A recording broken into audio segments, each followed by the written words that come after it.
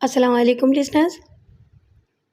Crime story शिकस्तہ दिल की दूसरी और आखिरी किस्त सुनते हैं, जिसकी मुसन्निफ़ा हैं एडवोकेट सालेहा अब्दुल करीम। तो आइए शुरू करते हैं।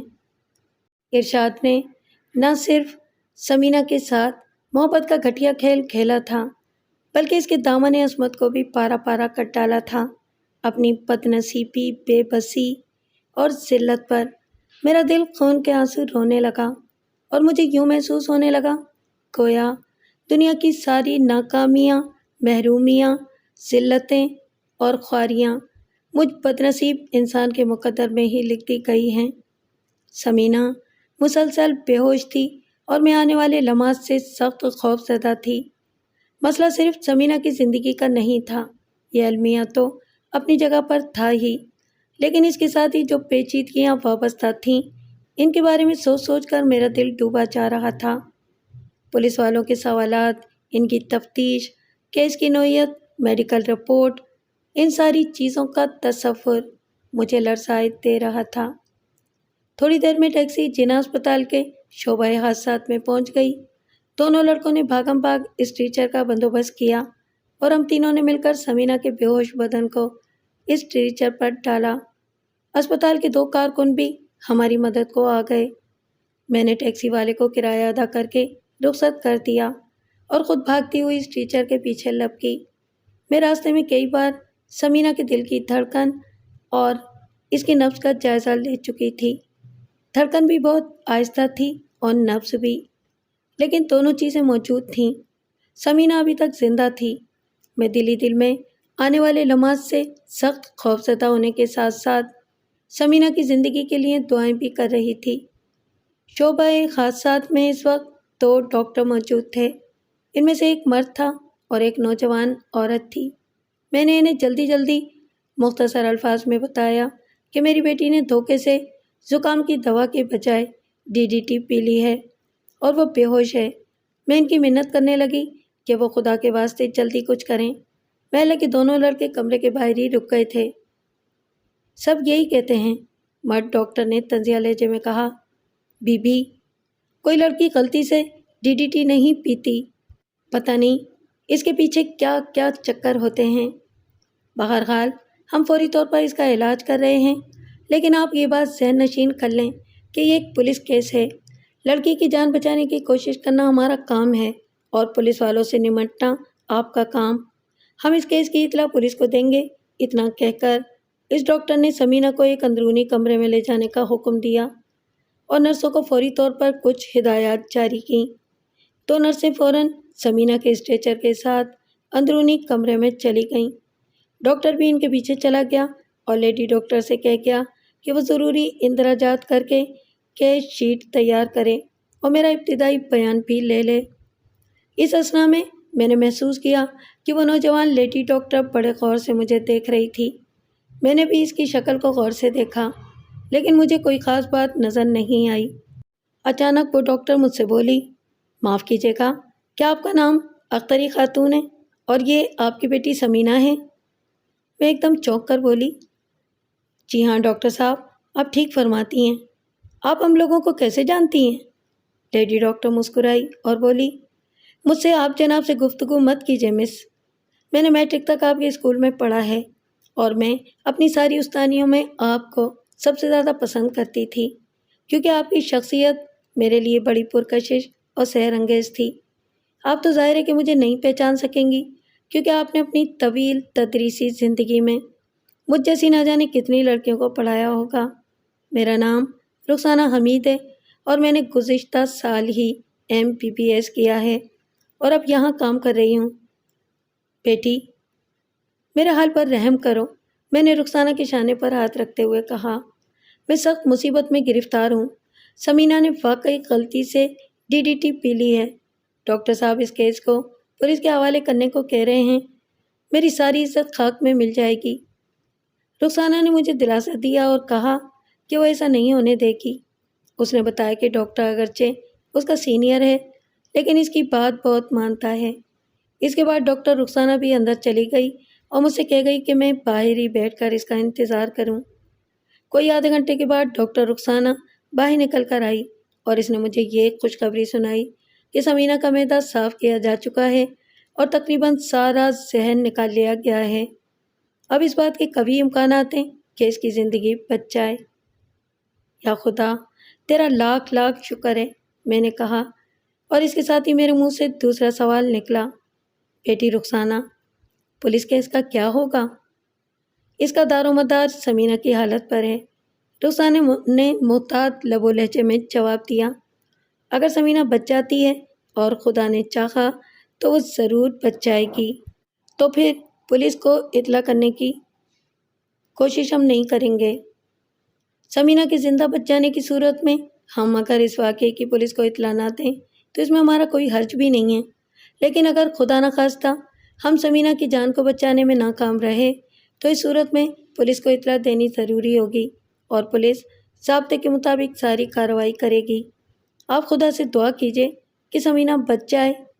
ہمیں رات تک یہ بات حتمی طور پر معلوم ہو جائے گی کہ سمینہ کی زندگی کے کتنے امکانات ہیں۔ میری ڈیوٹی اگرچہ 5 بجے ختم ہو جاتی ہے، لیکن آپ کی خاطر میں اس وقت تک رکوں گی جب تک کہ سمینہ کے بارے میں کوئی حتمی بات معلوم نہیں ہو جاتی۔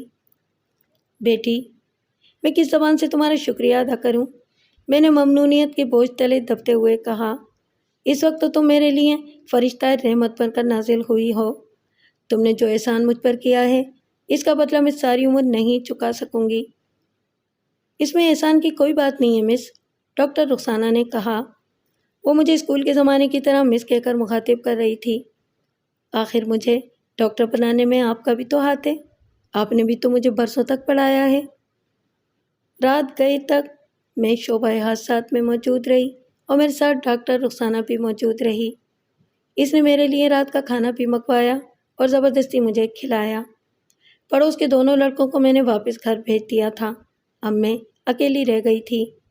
لیکن میرا کھانا ختم کرنے کے کچھ ہی دیر بعد ان دونوں لڑکوں کی مائیں اور دونوں بہنیں وہاں آ موجود ہوئیں۔ ان کے ہمدردانہ رویے سے میں بہت زیادہ متاثر ہوئی، لیکن ذرا سی دیر کی گفتگو کے بعد ہی مجھے اندازہ ہو گیا، گو کہ انہیں مجھ سے اور سمینہ سے بھی ہمدردی تو تھی، لیکن ہمدردی سے زیادہ تجسس کا جذبہ تھا جو انہیں یہاں کھینچ لایا تھا۔ وہ بار بار مجھ سے عجیب و غریب قسم کے سوالات پوچھ رہی تھیں۔ میں ان کا مطلب خوب سمجھ رہی تھی۔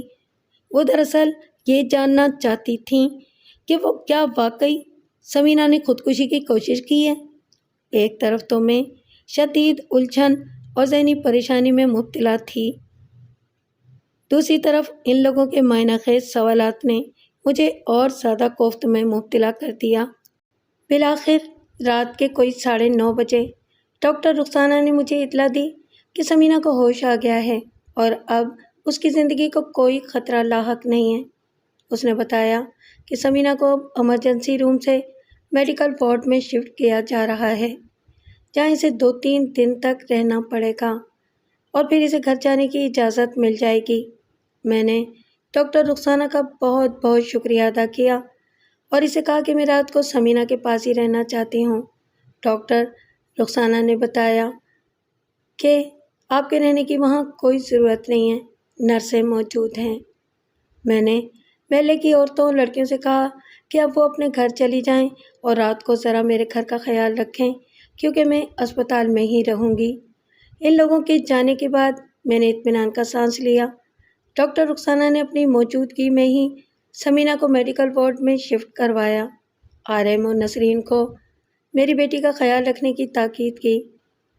آپ کی بیٹی کی طبیعت اب پہلے سے بہت بہتر ہے، ڈاکٹر نسرین نے ڈاکٹر رخسانہ کے جانے کے بعد کہا، البتہ ان کو آرام اور ذہنی سکون کی ضرورت ہے۔ اس وقت انہیں سکون بخش دوائیں دی گئی ہیں تاکہ یہ آرام سے سوتی رہیں۔ ابھی صبح تک سوتی رہیں گی۔ آپ بالکل فکر نہ کریں اور چاہیں تو نرسوں کے کمرے میں جا کر آرام سے سو جائیں۔ شکریہ ڈاکٹر نسرین، میں نے کہا، میں سمینہ کے پاس ہی رہنے کو ترجیح دوں گی، شاید اسے رات کو کسی وقت کسی چیز کی ضرورت ہو، میں نے کہا۔ وہ ساری رات میں نے سمینہ کے بستر کے پاس پڑی ہوئی ایک بینچ پر بیٹھ کر گزاری۔ یہ عورتوں کا وارڈ تھا۔ کئی عورتیں اپنی اپنی عزیز مریضاؤں کے پلنگ کے پاس باقاعدہ بستر بچھا کر سو رہی تھیں۔ کئی ایک نے ایک سے زیادہ بینچیں ملا کر ان پر بستر جما لیا تھا، لیکن میرے پاس نہ بستر تھا اور نہ کوئی اور چیز جس پر میں ذرا دیر کے لیے لیٹ سکوں۔ ڈاکٹر نسرین نے رات میں 2-1 چکر وارڈ کے لگائے اور مجھ سے ایک آدھ بات بھی کی۔ سمینہ رات بھر بے خبر سوتی رہی۔ میں نے کئی بار اس کی نبض اور دل کی دھڑکن کا جائزہ لیا۔ وہاں حرکت بھی موجود تھی۔ کئی بار ڈیوٹی پر موجود نرسوں نے بھی آ کر اس کی حالت کا جائزہ لیا، کیونکہ ڈاکٹر نسرین نے انہیں ہدایت کر دی تھی کہ وہ اس مریضہ کا خاص طور پر خیال رکھیں۔ الصبح سمینہ بیدار ہو گئی اور آنکھیں پھاڑ پھاڑ کر اپنے چاروں طرف دیکھنے لگی۔ وہ اس طرح دیکھ رہی تھی گویا اسے اس بات کا یقین نہ ہو کہ وہ اس دنیا میں موجود ہے۔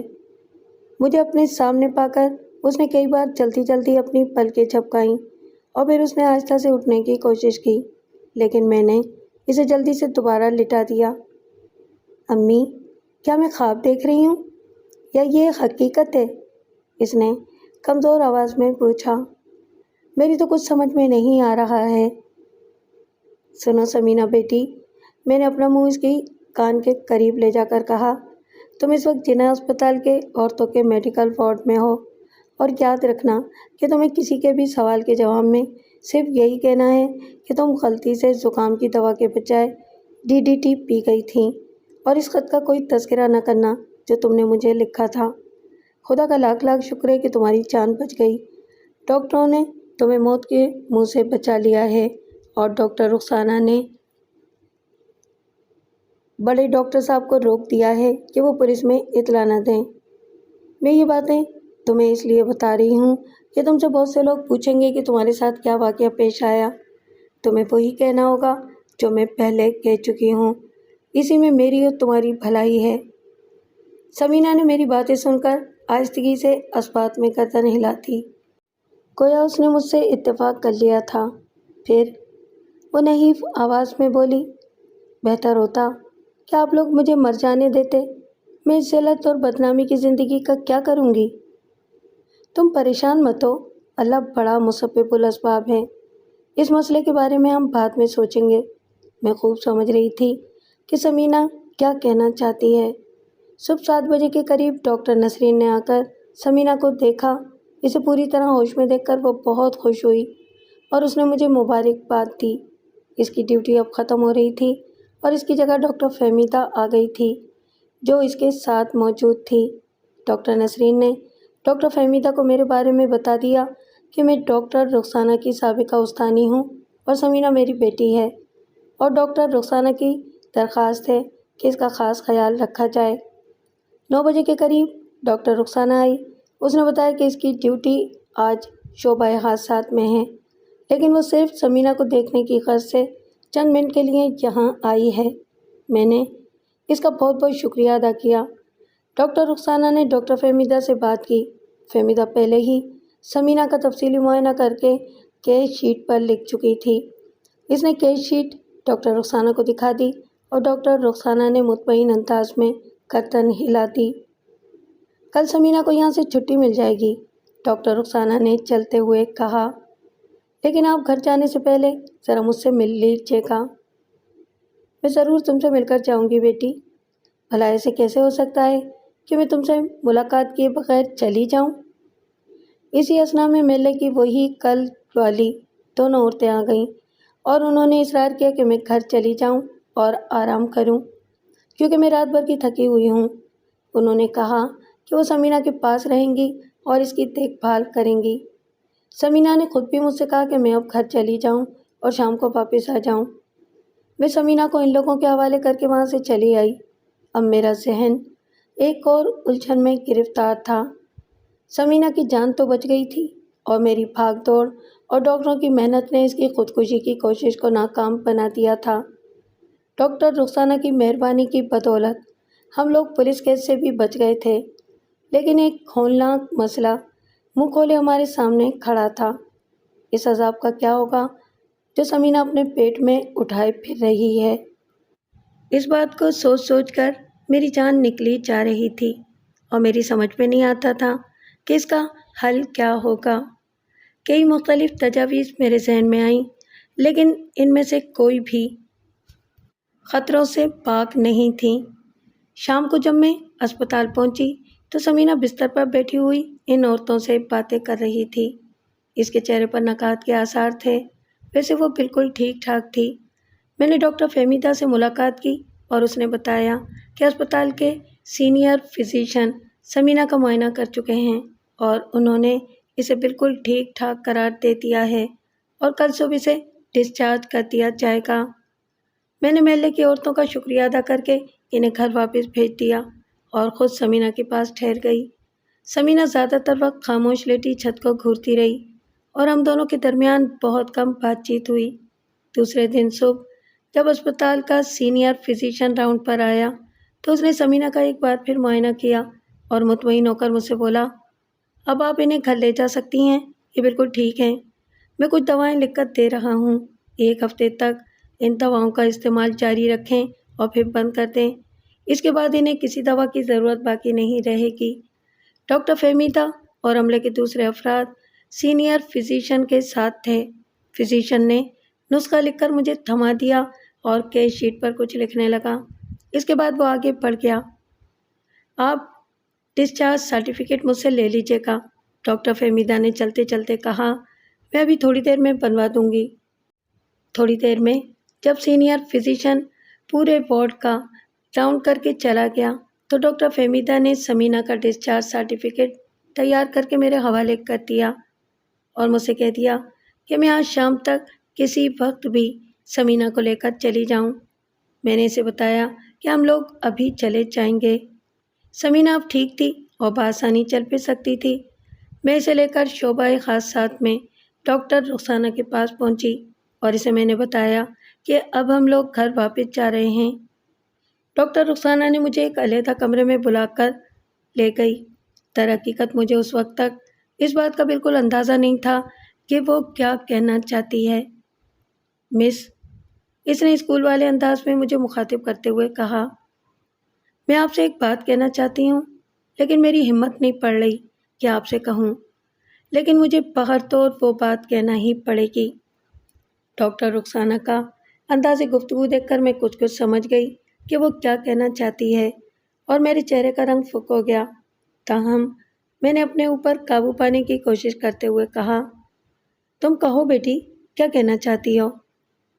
مجھے یقین ہے کہ سمینہ کی شادی ابھی نہیں ہوئی ہے، اس نے کہا۔ میں ٹھیک کہہ رہی ہوں نا؟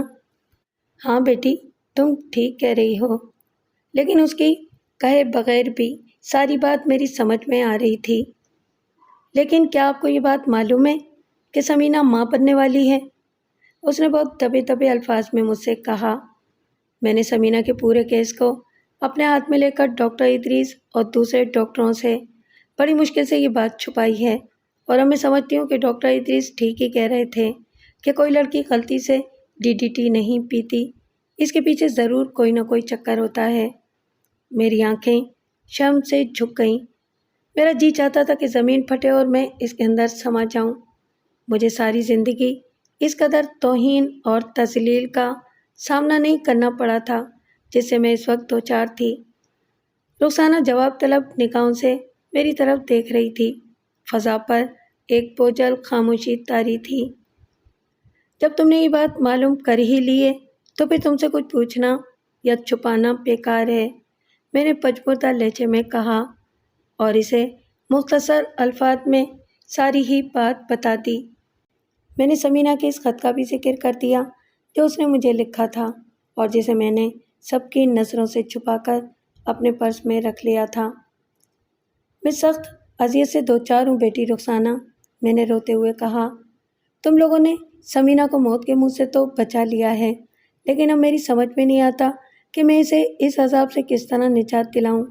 بیٹی، ہماری عزت تمہارے ہاتھ میں ہے، تم ڈاکٹر ہو، اگر تم کوئی راستہ بتا سکو تو میں زندگی بھر تمہاری احسان مند ہوں گی اور اس احسان کا بدلہ کبھی نہیں چکا سکوں گی۔ اس میں احسان کی کوئی بات نہیں مس، رخسانہ نے آہستہ سے جواب دیا۔ اگر میں آپ لوگوں کے کام آ سکی تو میں اسے اپنی عین خوش نصیبی سمجھوں گی، لیکن جہاں تک میں اندازہ لگا سکی ہوں، سمینہ کے حمل کو تقریباً 2 ہفتے سے زیادہ کا عرصہ گزر چکا ہے۔ اگر میرا اندازہ صحیح ہے تو اس صورت میں انجیکشن کام نہیں دیں گے، پھر بھی میں کوشش کروں گی، میں اسے 2 انجیکشن دوں گی۔ اگر ان 2 انجیکشنوں سے کام بن جاتا ہے تو ٹھیک ہے، ورنہ پھر ایک ہی صورت رہ جاتی ہے اور وہ ہے آپریشن۔ لیکن یہ آپریشن میں خود نہیں کر سکتی کیونکہ میرا کوئی ذاتی کلینک نہیں ہے اور اسپتال میں یہ آپریشن ہو نہیں سکتا کیونکہ ملک میں اسقاط قانوناً جرم ہے۔ اس کے لیے کوئی اور راستہ تلاش کرنا ہوگا۔ بیٹی، اب تم ہی مدد کرو گی تو یہ مسئلہ حل ہو سکے گا، ورنہ ہم دونوں ماں بیٹیاں تو جیتے جی مر جائیں گے۔ میں نے نمناک آنکھوں کے ساتھ کہا، میں تم کو بتا چکی ہوں کہ سمینہ نے تو اپنے آپ کو تقریباً ختم ہی کر لیا تھا۔ یہ تو محض اس کی قسمت تھی کہ وہ بچ گئی۔ اگر میں اسے بروقت اسپتال نہ لے آتی اور تم لوگوں نے اس کے ساتھ اتنی محنت نہ کی ہوتی تو اس وقت تک وہ قبر میں جا چکی ہوتی۔ خدا نہ کرے مس، رخسانہ نے ہمدردانہ لہجے میں کہا، اس سے غلطی ضرور ہوئی ہے لیکن اسے اس غلطی کی اتنی بڑی سزا تو نہیں مل سکتی۔ آپ اطمینان رکھیے، میں اپنی سے پوری کوشش کروں گی۔ میں آپ کو اپنے گھر کا پتہ دیتی ہوں، کل شام کو آپ سمینہ کو لے کر میرے گھر آ جائیے۔ میں اسے پہلا انجیکشن دوں گی اور پرسوں دوسرا انجیکشن دوں گی۔ بس صرف 2 ہی انجیکشن دینے ہیں۔ اگر ان سے کام بن گیا تو ٹھیک ہے، ورنہ پھر کچھ اور سوچیں گے۔ ویسے مجھے زیادہ امید نہیں کہ انجیکشن کارگر ثابت ہو سکیں کیونکہ یہ انجیکشن صرف ابتدائی مرحلے میں کامیاب ثابت ہوتے ہیں، دیر ہو جانے کی صورت میں یہ بے اثر ہو جاتے ہیں۔ ڈاکٹر رخسانہ نے مجھے اپنے گھر کا پتہ سمجھا دیا اور میں کسی زندہ لاش کی طرح اس کے کمرے سے باہر نکل آئی۔ باہر سمینہ بینچ پر بیٹھی ہوئی میرا انتظار کر رہی تھی۔ اس کا چہرہ زرد ہو رہا تھا اور آنکھیں جھکی ہوئی تھیں۔ غالباً اسے بھی اس بات کا کچھ اندازہ ہو گیا تھا کہ ڈاکٹر رخسانہ مجھ سے کیا بات کر رہی ہے۔ چلو بیٹی، اب گھر چلیں، میں نے سمینہ کے پاس آ کر کہا اور اس نے نظریں اٹھا کر میری طرف دیکھا۔ اف، میں اس کی نگاہوں کو دیکھ کر کانپ گئی۔ یوں لگتا تھا کہ ساری دنیا کا درد و کرب ان آنکھوں میں سمٹ آیا ہے۔ وہ مجسم یاس و خرما کی تصویر بنی ہوئی تھی۔ میرے کہنے سے وہ اٹھ کھڑی ہوئی اور خاموشی سے میرے ساتھ ساتھ چل دی۔ باہر نکل کر ہم نے ایک رکشہ لیا اور گھر کی طرف روانہ ہو گئے۔ سارے راستے ہم دونوں ماں بیٹیوں نے ایک دوسرے سے کوئی گفتگو نہیں کی۔ میں اپنے خیالات میں گم تھی اور سمینہ نہ جانے کیا سوچ رہی تھی۔ بالآخر ہم گھر پہنچ گئے۔ سمینہ گھر میں داخل ہو کر سیدھی میرے کمرے میں آ گئی اور میرے بستر کے سامنے پڑی ہوئی ایک کرسی پر بیٹھ گئی۔ بات چیت کا آغاز کرنے کی غرض سے میں سمینہ کو بتانے لگی کہ اس کی جان بچانے میں میری ایک پرانی شاگرد ڈاکٹر رخسانہ کا بہت ہاتھ ہے، جس سے میں چلتے وقت مل کر آئی تھی۔ اور کیا ڈاکٹر رخسانہ نے اس کہانی پر یقین کر لیا کہ میں نے غلطی سے DDT پی لی تھی؟ سمینہ نے آہستہ سے پوچھا۔ میں کئی لمحوں تک چپ رہی اور پھر اس کے بعد میں نے بھی بڑی آہستگی سے جواب دیا، ڈاکٹروں کو بیوقوف بنانا آسان نہیں ہوتا۔ وہ رات دن اس قسم کے کیس کرتے رہتے ہیں اور انہیں سب معلوم رہتا ہے۔ ڈاکٹر رخسانہ کو بھی سب کچھ معلوم ہو چکا ہے۔ سب کچھ؟ سمینہ نے ایک دم چونک کر کہا۔ ہاں، سب کچھ، میں نے دھیمے لہجے میں جواب دیا، اور کل شام کو اس نے ہم دونوں کو اپنے گھر بلایا ہے۔ میں نے سمینہ کو ساری بات بتانے کا فیصلہ کرتے ہوئے کہا، وہ تمہیں کوئی انجیکشن لگائے گی، ایک کل اور ایک پرسوں، لیکن وہ خود اس بارے میں زیادہ پر امید نہیں ہے کہ انجیکشنوں سے کام ہو جائے گا۔ پھر وہ یہ کہتی ہے کہ ایک چھوٹا سا آپریشن کرنا پڑے گا، لیکن وہ یہ آپریشن خود نہیں کر سکتی کیونکہ اس کا اپنا کوئی ذاتی کلینک نہیں ہے۔ تاہم اس نے اس سلسلے میں مدد کرنے کا وعدہ کیا ہے۔ موت بھی مجھ سے دور بھاگ رہی ہے، سمینہ نے آنکھوں میں آنسو بھر کر کہا۔ آپ نے مجھے مر کیوں نہیں جانے دیا؟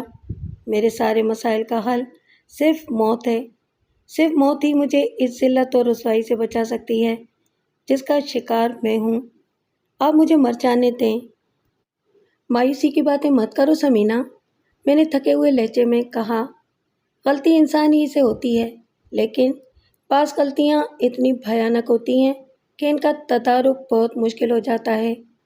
کاش تم جذبات میں اس حد تک آگے نہ چلی جاتی، مگر اب اس بات کا ذکر کرنا فضول ہے۔ جو صورتحال ہمارے سامنے ہے اس سے ہمیں بغرطور نمٹنا ہوگا۔ سمینہ نے میری بات کا کوئی جواب نہیں دیا اور خاموشی سے آنسو بہاتی رہی۔ دوسرے دن شام کو میں سمینہ کو ڈاکٹر رخسانہ کے پاس لے گئی۔ سمینہ کی حالت اس وقت غیر ہو رہی تھی۔ اس کے چہرے کا رنگ سفید پڑ گیا تھا اور اس کی نگاہیں زمین پر گڑی ہوئی تھیں۔ میں نے ڈاکٹر رخسانہ کو سلام کرنے کے علاوہ اس کی طرف دیکھا تک نہیں اور زمین کی طرف نظریں گاڑے بیٹھی رہی۔ ڈاکٹر رخسانہ نے سمینہ کے ایک انجیکشن لگا دیا اور اسے بتایا کہ اگلے دن ایک اور انجیکشن لگے گا۔ ڈاکٹر رخسانہ ہم لوگوں کے ساتھ بہت اچھی طرح پیش آئی اور اس نے چائے سے ہماری تواضع کی۔ میں نے یہ چائے زہر کے گھوٹوں کی طرح حلق سے نیچے اتاری اور سمینہ کی حالت تو مجھ سے بھی بدتر تھی۔ ڈاکٹر رخسانہ نے مجھ سے یا سمینہ سے پھر اس موضوع پر کوئی بات نہیں کی بلکہ ادھر ادھر کی باتیں کرتی رہی۔ دوسرے دن شام کو ہم دونوں دوبارہ ڈاکٹر رخسانہ کے گھر پہنچے اور اس نے سمینہ کو ایک اور انجیکشن لگا دیا۔ زیادہ سے زیادہ کل شام تک اس کا اثر ظاہر ہو جانا چاہیے، ڈاکٹر رخسانہ نے کہا۔ اگر کوئی اثر ظاہر نہ ہو تو آپ سمجھ لیں کہ انجیکشن نے کوئی اثر نہیں کیا اور پھر پرسوں شام کو آپ مجھ سے ملاقات کریں۔ سمینہ کو ساتھ لانے کی ضرورت نہیں، آپ تنہا ہی آئیے گا۔ میں نے ڈاکٹر رخسانہ کا شکریہ ادا کیا اور ہم دونوں گھر واپس آ گئے۔ دوسرا دن گزر گیا۔ سمینہ بت کی طرح خاموش تھی۔ اس کے چہرے پر گہری مردنی طاری تھی۔ انجیکشنوں نے کوئی اثر نہیں کیا تھا۔ کم از کم سمینہ کے چہرے سے تو یہی اندازہ ہوتا تھا۔ تیسرے دن صبح کو میں نے اس سے براہ راست پوچھ لیا تھا اور اس نے بتایا کہ انجیکشن بے اثر رہے ہیں۔ میں سخت متفکر ہو گئی۔ ڈاکٹر رخسانہ کے کہنے کے مطابق اب آپریشن کے علاوہ اور کوئی چارہ نہیں تھا۔ میرا ذہن سخت الجھن میں گرفتار تھا۔ کئی باتیں ذہن میں آ رہی تھیں کہ سمینہ کو ساتھ لے کر دوسرے شہر میں چلی جاؤں جہاں ہم دونوں ماں بیٹیوں کو کوئی نہ جانتا ہو۔ سمینہ کا باپ، جس کی سمینہ نے اپنے ہوش میں کبھی شکل بھی نہیں دیکھی تھی، 1 سال پہلے ہی مر چکا تھا اور لطف کی بات یہ تھی کہ دوسری بیوی سے اس کے سرے سے کوئی اولاد ہی نہیں ہوئی تھی۔ اگر سمینہ کا باپ زندہ ہوتا تو ممکن تھا کہ وہ اس نازک وقت میں اپنی بیٹی کی مدد کرنے کی کوئی صورت نکالنے کی کوشش کرتا، لیکن اس نے تو مجھے طلاق دینے کے بعد سے میری اور سمینہ کی کبھی شکل بھی نہیں دیکھی تھی۔ میں یہی سوچتی رہی کہ اگر میں دوسرے شہر چلی بھی گئی اور وہاں سمینہ نے بچے کو جنم دیا تو پھر میں اس بچے کا کیا کروں گی؟ اسے کس کے حوالے کروں گی؟ ظاہر ہے کہ میں اسے اپنے ساتھ تو رکھ نہیں سکتی تھی۔ میں گھنٹوں اسی ادھیڑ پن میں مبتلا رہی اور بالآخر میں نے یہی فیصلہ کیا کہ مجھے ڈاکٹر رخسانہ کے مشورے پر عمل کرنا چاہیے۔ سمینہ کے لیے اور خود میرے لیے اس سے زیادہ بہتر صورت اور کوئی نہیں ہوگی کہ اسے اس عذاب سے چھٹکارا دلا دیا جائے۔ ایک عورت ہونے کے باعث مجھے یہ بات اچھی طرح معلوم تھی کہ یہ کوئی بہت بڑا یا خطرناک آپریشن نہیں ہوتا جس میں عورت کی جان کو خطرہ لاحق ہو۔ تاہم اس کا بہت کچھ انحصار ڈاکٹر کی ہوشیاری اور ہنر مندی پر ہوتا ہے۔ دوسرے دن میں ڈاکٹر رخسانہ کے گھر پہنچی اور میں نے اسے بتایا کہ انجیکشنوں سے کوئی فائدہ نہیں پہنچا ہے۔ مجھے پہلے ہی اس بات کا خدشہ تھا۔ ڈاکٹر رخسانہ نے سنجیدگی سے کہا، اب آپ بتائیں مس، کہ آپ کیا چاہتی ہیں؟ میں کیا بتاؤں بیٹی، میں نے آہستہ سے کہا، میں تو تمہارے سامنے سر اٹھانے کے قابل نہیں رہی۔ اب جو تم بتاؤ وہی میں کرنے کے لیے تیار ہوں۔ میں خود کیا بتا سکتی ہوں؟ میرا مطلب یہ کہ آپ اسے نجات حاصل کرنا چاہتی ہیں نا؟ ڈاکٹر رخسانہ نے رکتے رکتے پوچھا۔ اس کے علاوہ اور چارہ بھی کیا ہے بیٹی؟ میں نے کہا، میں اور کر بھی کیا سکتی ہوں؟ ٹھیک ہے، اس کا بندوبست ہو جائے گا، رخسانہ نے کہا، لیکن مس اس بات کا خیال رکھیے گا کہ یہ قطعی غیر قانونی کام ہے، بلکہ قابل سزا جرم ہے۔ میں اپنی ایک ڈاکٹر دوست سے بات کر چکی ہوں جس کا عزیز آباد میں ذاتی کلینک ہے۔ آپ کل ہی سمینہ کو لے کر وہاں چلی جائیں اور اسے میرے نام کا حوالہ دے دیں، وہ آپ کا کام کر دے گی، لیکن 500 روپے فیس لے گی۔ آپ کو اس بات کا بھی خیال رکھنا ہوگا کہ اس کا نام کبھی آپ کی زبان پر نہ آئے۔ سوال ہی پیدا نہیں ہوتا بیٹی، میں نے مسکینی کے ساتھ جواب دیا۔ میں تمہارا اور تمہاری ڈاکٹر دوست کا احسان زندگی بھر نہیں بھولوں گی۔ ڈاکٹر رخسانہ نے مجھے ڈاکٹر شاہدہ کے کلینک کا پتہ بتا دیا اور میں اس سے رخصت ہو کر گھر آ گئی۔ گھر آ کر میں نے مختصر الفاظ میں سمینہ کو ساری بات بتا دی۔ سمینہ کی آنکھیں فرش پر گڑی رہیں اور اس نے کوئی جواب نہیں دیا۔ اس کا چہرہ گہرے حزن و ملال کی تصویر بنا ہوا تھا۔ دوسرے دن میں سمینہ کو لے کر ڈاکٹر شاہدہ کے کلینک پہنچ گئی۔ یہ کلینک عزیز آباد کے ایک کوارٹر میں قائم تھا اور نہایت ہی معمولی درجے کا کلینک معلوم ہوتا تھا۔ ڈاکٹر شاہدہ شکل و صورت سے ہی بڑی عیار اور چالاک عورت نظر آتی تھی۔ میں نے اسے ڈاکٹر رخسانہ کا حوالہ دیا اور اس نے ایک نظر ہم دونوں ماں بیٹی کو دیکھا، لیکن اس نے نہ تو ہم سے ہمارے نام پوچھے اور نہ ہی ہمارے بارے میں کوئی اور سوال کیا۔ میں اس قسم کے کیس کی فیس 1000 سے کم نہیں لیتی، اس نے بڑی ڈھٹائی کے ساتھ کہا، لیکن آپ کو چونکہ میری عزیز دوست رخسانہ نے بھیجا ہے اس لیے میں آپ سے آدھی فیس لے رہی ہوں۔ پیسے لائی ہیں آپ؟ اس نے براہ راست مجھ سے پوچھا۔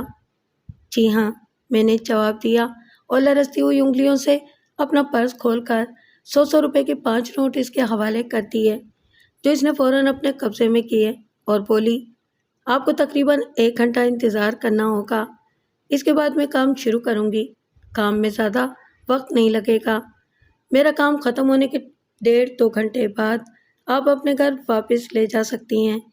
بس 2-1 دن انہیں آرام کی ضرورت ہوگی اور پھر کسی احتیاط کی ضرورت نہیں۔ اتنا کہہ کر وہ اندر غائب ہو گئی۔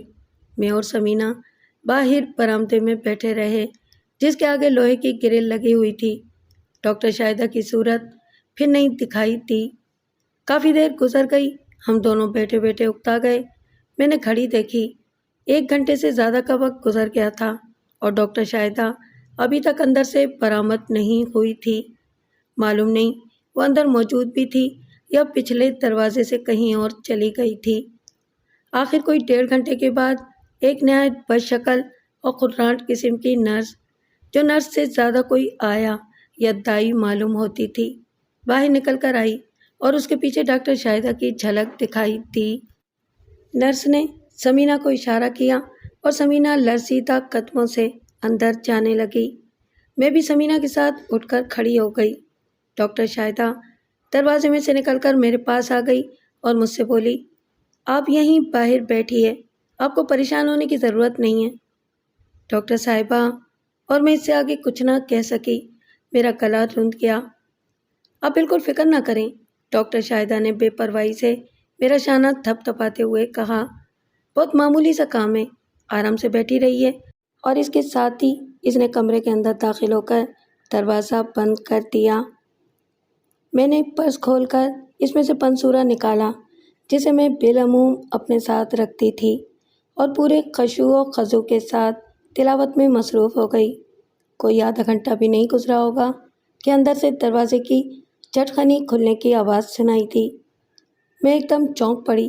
دروازہ کھلا اور اس میں سے اسی بد شکل نرس کا چہرہ دکھائی دیا۔ اندر آ جائیے، اس نے مجھ سے کہا۔ سمینہ اندرونی کمرے میں لکڑی کے ایک پارٹیشن کے پیچھے ایک بیڈ پر پڑی ہوئی تھی۔ وہ بے ہوش تھی اور اس کا چہرہ دودھ کی طرح سفید ہو رہا تھا۔ ڈاکٹر شاہدہ اس کے پاس کھڑی ہوئی تھی۔ کام ہو گیا، ڈاکٹر شاہدہ نے مسکراتے ہوئے کہا۔ انہیں 1 گھنٹے کے اندر اندر ہوش آ جائے گا۔ اس کے بعد انہیں ٹیکسی میں آرام سے بٹھا کر گھر لے جائیے۔ جب انہیں ہوش آ جائے تو پہلے انہیں ایک پیالی چائے پلائیے۔ چائے یہاں کہاں مل سکے گی؟ میں نے اس سے پوچھا۔ شانتی سے کہیے گا، اس نے بد شکل نرس کی طرف اشارہ کرتے ہوئے کہا۔ وہ باہر ہوٹل سے منگوا دے گی۔ اب میں چلتی ہوں، مجھے 1-2 مریضوں کو دیکھنے جانا ہے۔ ڈاکٹر صاحبہ، کوئی اور بات، کوئی اور احتیاط؟ میں نے ڈرتے ڈرتے پوچھا۔ صرف 2-1 دن کا آرام اور بس، شاہدہ نے کہا اور پرس جھلاتی ہوئی باہر نکل گئی۔ میں سمینہ کے بیڈ کے پاس پڑی ہوئی ایک نیم شکستہ سی کرسی پر بیٹھ گئی۔ شانتی نے کچھ عجیب و غریب نظروں سے مجھے دیکھا۔ میں نے گھبرا کر آنکھیں جھکا لیں۔ بیگم صاحبہ، آپ کا کام تو ہو گیا، اب ہمارا انعام، اس نے بڑی ٹھٹائی کے ساتھ مجھ سے کہا۔ تمہارا انعام؟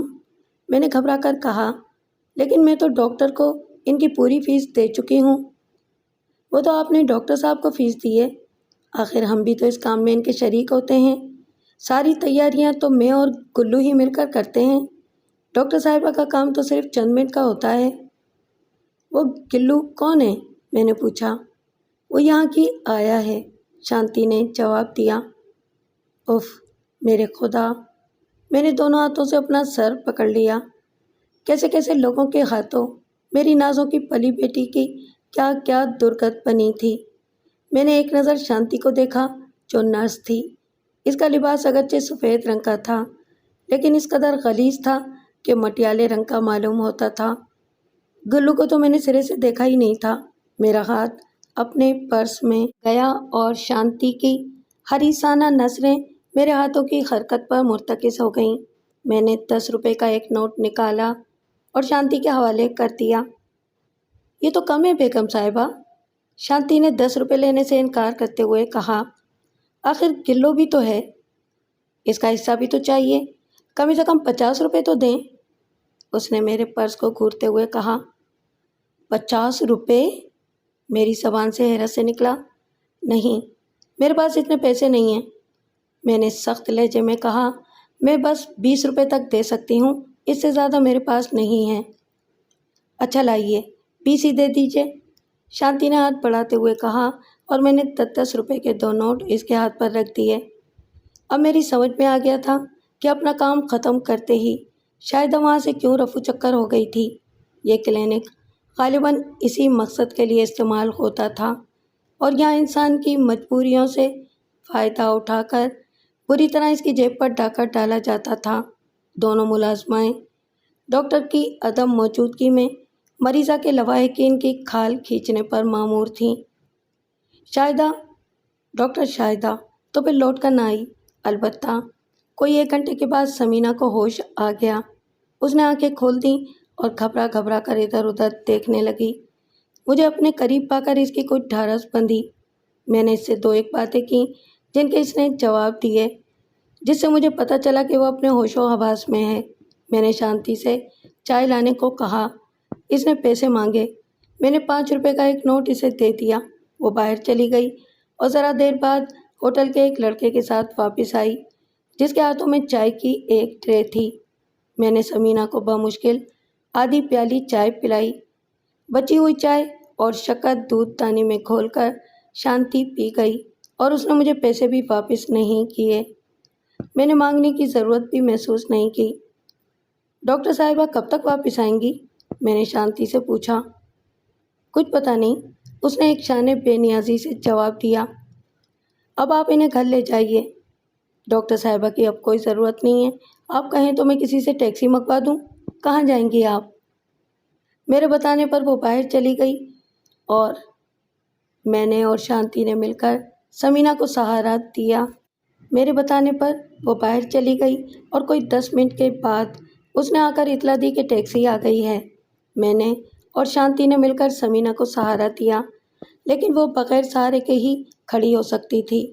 آہستہ آہستہ قدموں سے چلتی ہوئی وہ ٹیکسی تک پہنچی اور ہم دونوں گھر روانہ ہو گئے۔ 2-3 دن کے اندر اندر ثمینہ بھلی چنگی ہو گئی۔ میں آپریشن کے دوسرے ہی دن شام کو ڈاکٹر رخسانہ کے گھر گئی تھی، اور میں نے اسے ساری باتیں تفصیل سے بتا دی تھیں۔ اس نے کہا تھا کہ اب مجھے پریشان ہونے کی ضرورت نہیں ہے اور خطرہ ٹل چکا ہے۔ میں نے ڈاکٹر شاہدہ کے گھٹیا رویے اور اس کے حریص ملازماؤں کے بارے میں رخسانہ سے کچھ نہیں کہا، کیونکہ یہ بھی ایک حقیقت تھی کہ اگر ڈاکٹر شاہدہ جیسی ہستی موجود نہ ہوتی تو میری ثمینہ کا کیا بنتا۔ 1 ہفتہ گزر گیا۔ گزشتہ واقعات ایک بھیانک خواب کی صورت میرے ذہن میں موجود تھے۔ ثمینہ نے دوبارہ کالج جانا شروع کر دیا تھا، لیکن اب وہ پہلے والی ضدی، سرکش، مغرور اور برخود غلط ثمینہ نہیں رہی تھی۔ اس کی شخصیت زبردست شکست و ریخت کا شکار ہو چکی تھی۔ اب نہ وہ مجھ سے کسی بات پر بحث کرتی تھی اور نہ ضد۔ اس نے سہیلیوں کے گھر آنا جانا بھی بالکل چھوڑ دیا تھا اور کالج سے سیدھی گھر آ جایا کرتی تھی۔ 1 ہفتہ مزید گزرنے کے بعد ایک دن جب سمینہ کالج سے واپس آئی تو اس نے بتایا کہ اس کی طبیعت ٹھیک نہیں ہے، اسے کچھ چکر سے آ رہے ہیں اور اس کا جی متلا رہا ہے۔ میں نے اس بات کو کوئی اہمیت نہ دی۔ خود سمینہ نے بھی اسے کوئی سادہ تشویشناک بات نہیں سمجھا اور اس نے خیال کیا کہ شاید اس کا خاصمہ ٹھیک نہیں ہے جس کی وجہ سے اسے یہ تکلیف ہو رہی ہے۔ میں نے اسے کہا کہ وہ برف کا ٹکڑا منہ میں ڈال کر چوسے، اس سے متلی بند ہو جائے گی۔ اس نے میری ہدایت پر عمل کیا اور اس کی متلی میں کافی افاقہ ہو گیا، لیکن اب سمینہ اکثر و بیشتر متلی اور چکر کی شکایت کرتی تھی۔ میں اس کی طرف سے تو بالکل مطمئن تھی کہ کوئی گڑبڑ والی بات نہیں ہے، کیونکہ ڈاکٹر شاہدہ نے اپنا کام بحسن و خوبی انجام دے دیا تھا اور اس نے مجھے یقین دلا دیا تھا کہ سب کچھ ٹھیک ہو گیا ہے۔ خود ڈاکٹر رخسانہ نے مجھ سے کہا تھا کہ شاہدہ اس قسم کے کام میں مہارت رکھتی ہے، اس لیے میرے وہم و گمان میں بھی یہ بات نہیں تھی کہ کوئی دوسرے قسم کی گڑبڑ ہو سکتی ہے۔ میں نے اسے اس چیز کو اس کی عمومی جسمانی کمزوری اور نفسیاتی الجھن پر محمول کیا اور اسے کہا کہ وہ اپنی غذا کی طرف زیادہ توجہ دے۔ میں نے اس کے لیے زیادہ سے زیادہ پھل لانے شروع کر دیے۔ اس طرح کئی ہفتے گزر گئے۔ میں اس دن کو قیامت تک نہیں بھولوں گی۔ الگ صبح جبکہ ابھی سورج پوری طور پر طلوع نہیں ہوا تھا، سمینہ نے مجھے جھنجھوڑ کر جگا دیا۔ اس کی آنکھوں سے وحشت ٹپک رہی تھی اور چہرہ دھلی ہوئی چادر کی طرح سفید ہو رہا تھا۔ میں ہڑبڑا کر اٹھ بیٹھی اور میں نے سوالیہ نظروں سے سمینہ کی طرف دیکھا۔ اس کی زبان سے بھرائی ہوئی آواز میں صرف ایک لفظ نکلا، امی، اور وہ کانپنے لگی۔ اچانک میری نظر اس کے لباس پر پڑی، وہ خون آلود ہو رہا تھا۔ فرش پر جہاں تک وہ چل کر آئی تھی خون کے دھبوں کی ایک لکیر بنتی چلی گئی تھی۔ میں آواز باختہ ہو گئی، یہ کیا ہو گیا تھا؟ ڈاکٹر شاہدہ نے تو آپریشن کر دیا تھا، پھر یہ سب کچھ کیا تھا؟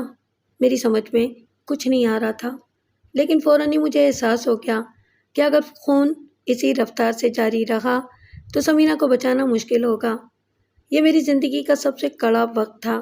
میں کسی کو مدد کے لیے بلا نہیں سکتی تھی، محلے کی کسی عورت کو نہیں بلا سکتی تھی اور نہ کسی لڑکے کو بھیج کر ٹیکسی منگوا سکتی تھی۔ میں عجیب و غریب قسم کی مصیبت میں گرفتار تھی۔ تاہم میں نے سمینہ سے کہا وہ میرے بستر پر بیٹھ جائے اور میں خود جلدی سے دروازہ کھول کر ٹیکسی کے لیے بھاگی۔ اتفاق سے ایک گزرتی ہوئی ٹیکسی مل گئی اور میں نے اسے فوراً روک لیا۔ جب میں سمینہ کو لینے اندر آئی تو میں نے دیکھا کہ سمینہ کی حالت غیر ہو رہی تھی، اس پر نیم بے ہوشی طاری تھی۔ میرا سر گھومنے لگا۔ میں نے جلدی سے سامنے پڑا ہوا ایک کمبل اٹھا کر سمینہ کے جسم کے گرد لپیٹا اور فوراً ٹیکسی میں بٹھایا۔ سمینہ کی ٹانگیں بری طرح کانپ رہی تھیں۔ میں نے جلدی پرس میں بہت سے روپے بھرے، دروازے میں تالا لگایا اور سمینہ کے برابر ٹیکسی میں بیٹھ کر ٹیکسی ڈرائیور سے ہولی فیملی اسپتال چلنے کو کہا۔ میں اس وقت کسی سرکاری اسپتال میں جانا نہیں چاہتی تھی۔ یہ بھی ایک اتفاق تھا کہ ابھی بہت سویرا تھا اور کسی پڑوسی نے ہم دونوں ماں بیٹیوں کو اس افراتفری کے عالم میں ٹیکسی میں بیٹھ کر جاتے نہیں دیکھا۔ ہولی فیملی اسپتال پہنچتے پہنچتے سمینہ مکمل طور پر بے ہوش ہو چکی تھی۔ اسپتال والوں نے فوراً سمینہ کو اسٹریچر پر ڈالا اور اسے ایمرجنسی روم میں لے گئے۔ میری آنکھوں سے آنسوؤں کی دھاریں بہہ رہی تھیں اور میری سمجھ میں یہ بات نہیں آ رہی تھی کہ ڈاکٹر شاہدہ کے آپریشن کے باوجود یہ سب کچھ کس طرح ہو گیا۔ اسپتال کی ڈاکٹر میرے پاس آئی۔ اس نے مجھے تسلی دیتے ہوئے کہا، خدا پر بھروسہ رکھیے بہن، مریضہ کی حالت بہت خراب ہے، آپ لوگوں نے بہت دیر کر دی، اس کا بہت خون ضائع ہو چکا ہے، ہم اسے فوری طور پر آپریشن تھیٹر میں لیے جا رہے ہیں، آپ مہربانی کر کے یہاں دستخط کر دیجیے۔ اس نے ایک فارم میری طرف بڑھاتے ہوئے کہا۔ میں نے کچھ پڑھے بغیر فوراً فارم پر دستخط کر دیے اور ڈاکٹر سے پوچھا، کیا اس کی جان بچ جائے گی؟ اس بارے میں فی الحال کچھ کہنا مشکل ہے، ڈاکٹر نے سنجیدگی سے کہا، ہم اپنی سے پوری کوشش کریں گے۔ میری نظروں کے سامنے وہ لوگ سمینہ کو اسٹریچر پر لٹا کر آپریشن تھیٹر میں لے گئے۔ سمینہ کی آنکھیں بند تھیں اور اس کا چہرہ کسی لاش کی طرح سفید ہو رہا تھا۔ شدت غم سے میری ہچکیاں بند گئیں۔ میں نے بڑی مشکل سے اپنے آپ پر قابو پایا اور ایک بینچ پر بیٹھ کر منصورہ پڑھنے لگی۔ میرا دل خون کے آنسو رو رہا تھا۔ مجھے جنا اسپتال کا وہ وقت یاد آ رہا تھا جب سمینہ زندگی اور موت کی کشمکش میں مبتلا تھی۔ ایک بار پھر وہی صورتحال درپیش تھی۔ اندر ڈاکٹر سمینہ کی جان بچانے کی کوششوں میں لگے ہوئے تھے اور باہر میں بے یارو مددگار یکا و تنہا امید و بیم کے عالم میں بیٹھی ہوئی کلام مجید کی تلاوت کر رہی تھی۔ تقریباً آدھے گھنٹے بعد وہی ڈاکٹر میرے پاس آئی۔ راہباؤں کے لباس میں ملبوس وہ بڑی پراسرار سی ہستی لگ رہی تھی۔ اس کے چہرے کو دیکھ کر میرا دل پوری طرح دھڑکنے لگا۔ مجھے کچھ اندازہ ہو رہا تھا کہ وہ کیا کہنے والی ہے اور آنے والے لمحات کے خوف سے میری جان نکل رہی تھی۔ کیا آپ کے ساتھ کوئی مرد نہیں ہے؟ اس نے میرے قریب آ کر بڑی نرمی سے مجھ سے پوچھا۔ جی نہیں، میں نے آہستہ سے جواب دیا۔ آپ اس لڑکی کی کون ہیں؟ اس نے پوچھا۔ میں اس کی ماں ہوں، میں نے جواب دیا۔ اس کا شوہر کہاں ہے؟ اس نے دوسرا سوال کیا۔ وہ ملک سے باہر گیا ہوا ہے، میری زبان سے اچانک نکلا۔ کیا آپ فون کر کے اپنے گھر سے یا کہیں اور سے کسی مرد کو بلا سکتی ہیں یا کسی اور عورت کو؟ آپ بالکل تنہا ہیں، آپ کو پریشانی ہوگی۔ مجھے افسوس ہے کہ میں اس وقت کسی کو نہیں بلا سکتی، میں نے جواب دیا۔ میرے جاننے والوں میں سے کسی کے پاس فون نہیں ہے اور میں اپنی بیٹی کے ساتھ تنہا رہتی ہوں۔ لیکن آپ مجھے بتائیے، کیا بات ہے؟ میں ہر صدمہ برداشت کرنے کو تیار ہوں۔ مجھے دلی رنج ہے، اس نے بہت آہستہ سے کہا۔ ہماری تمام تر کوششوں کے باوجود مریضہ جان پر نہ ہو سکی۔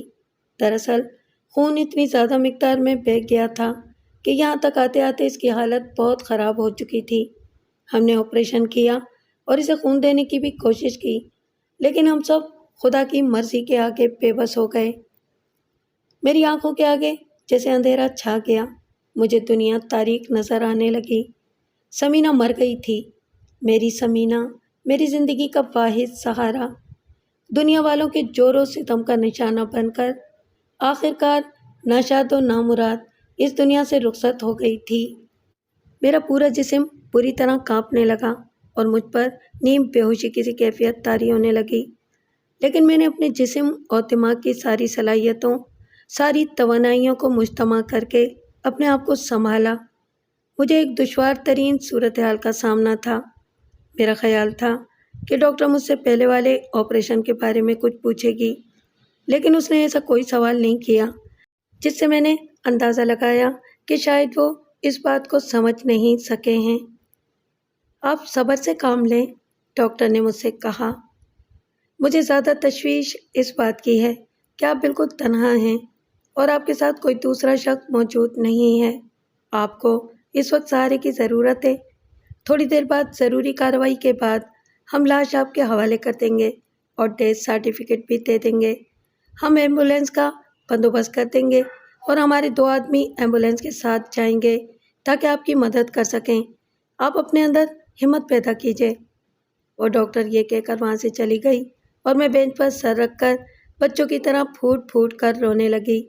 چند منٹ بعد ایک آدمی میرے پاس آیا جو غالباً کوئی کلرک وغیرہ تھا۔ اس نے مجھ سے متوفیہ کے بارے میں تفصیلات پوچھ کر ایک رجسٹر میں لکھنی شروع کر دیں۔ جب اس نے سمینہ کے شوہر کا نام پوچھا تو میری زبان سے بے ساختہ نکل گیا، ارشاد۔ اس نے خاموشی سے لکھ لیا۔ تھوڑی دیر بعد ڈیتھ سرٹیفکیٹ میرے حوالے کر دیا گیا اور مجھے بتایا گیا کہ باڈی ایمبولینس میں رکھی جا چکی ہے، میں جا کر بیٹھ جاؤں۔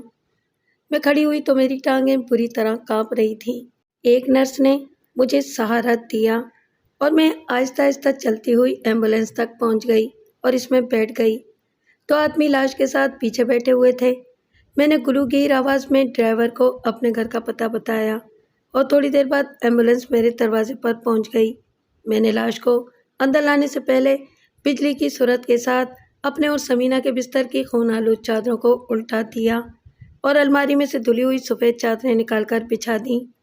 یہ میرے لیے بہت ہی کڑی آزمائش کا وقت تھا۔ کوئی دم میں سارا محلہ میرے گھر میں اکٹھا ہونے والا تھا۔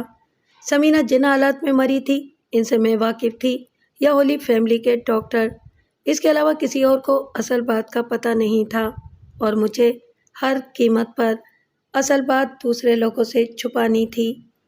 میں نے لاش کو اندر رکھوایا اور ایمبولینس والوں کو پیسے دے کر رخصت کر دیا، لیکن اس اثنا میں کئی لوگ آ چکے تھے۔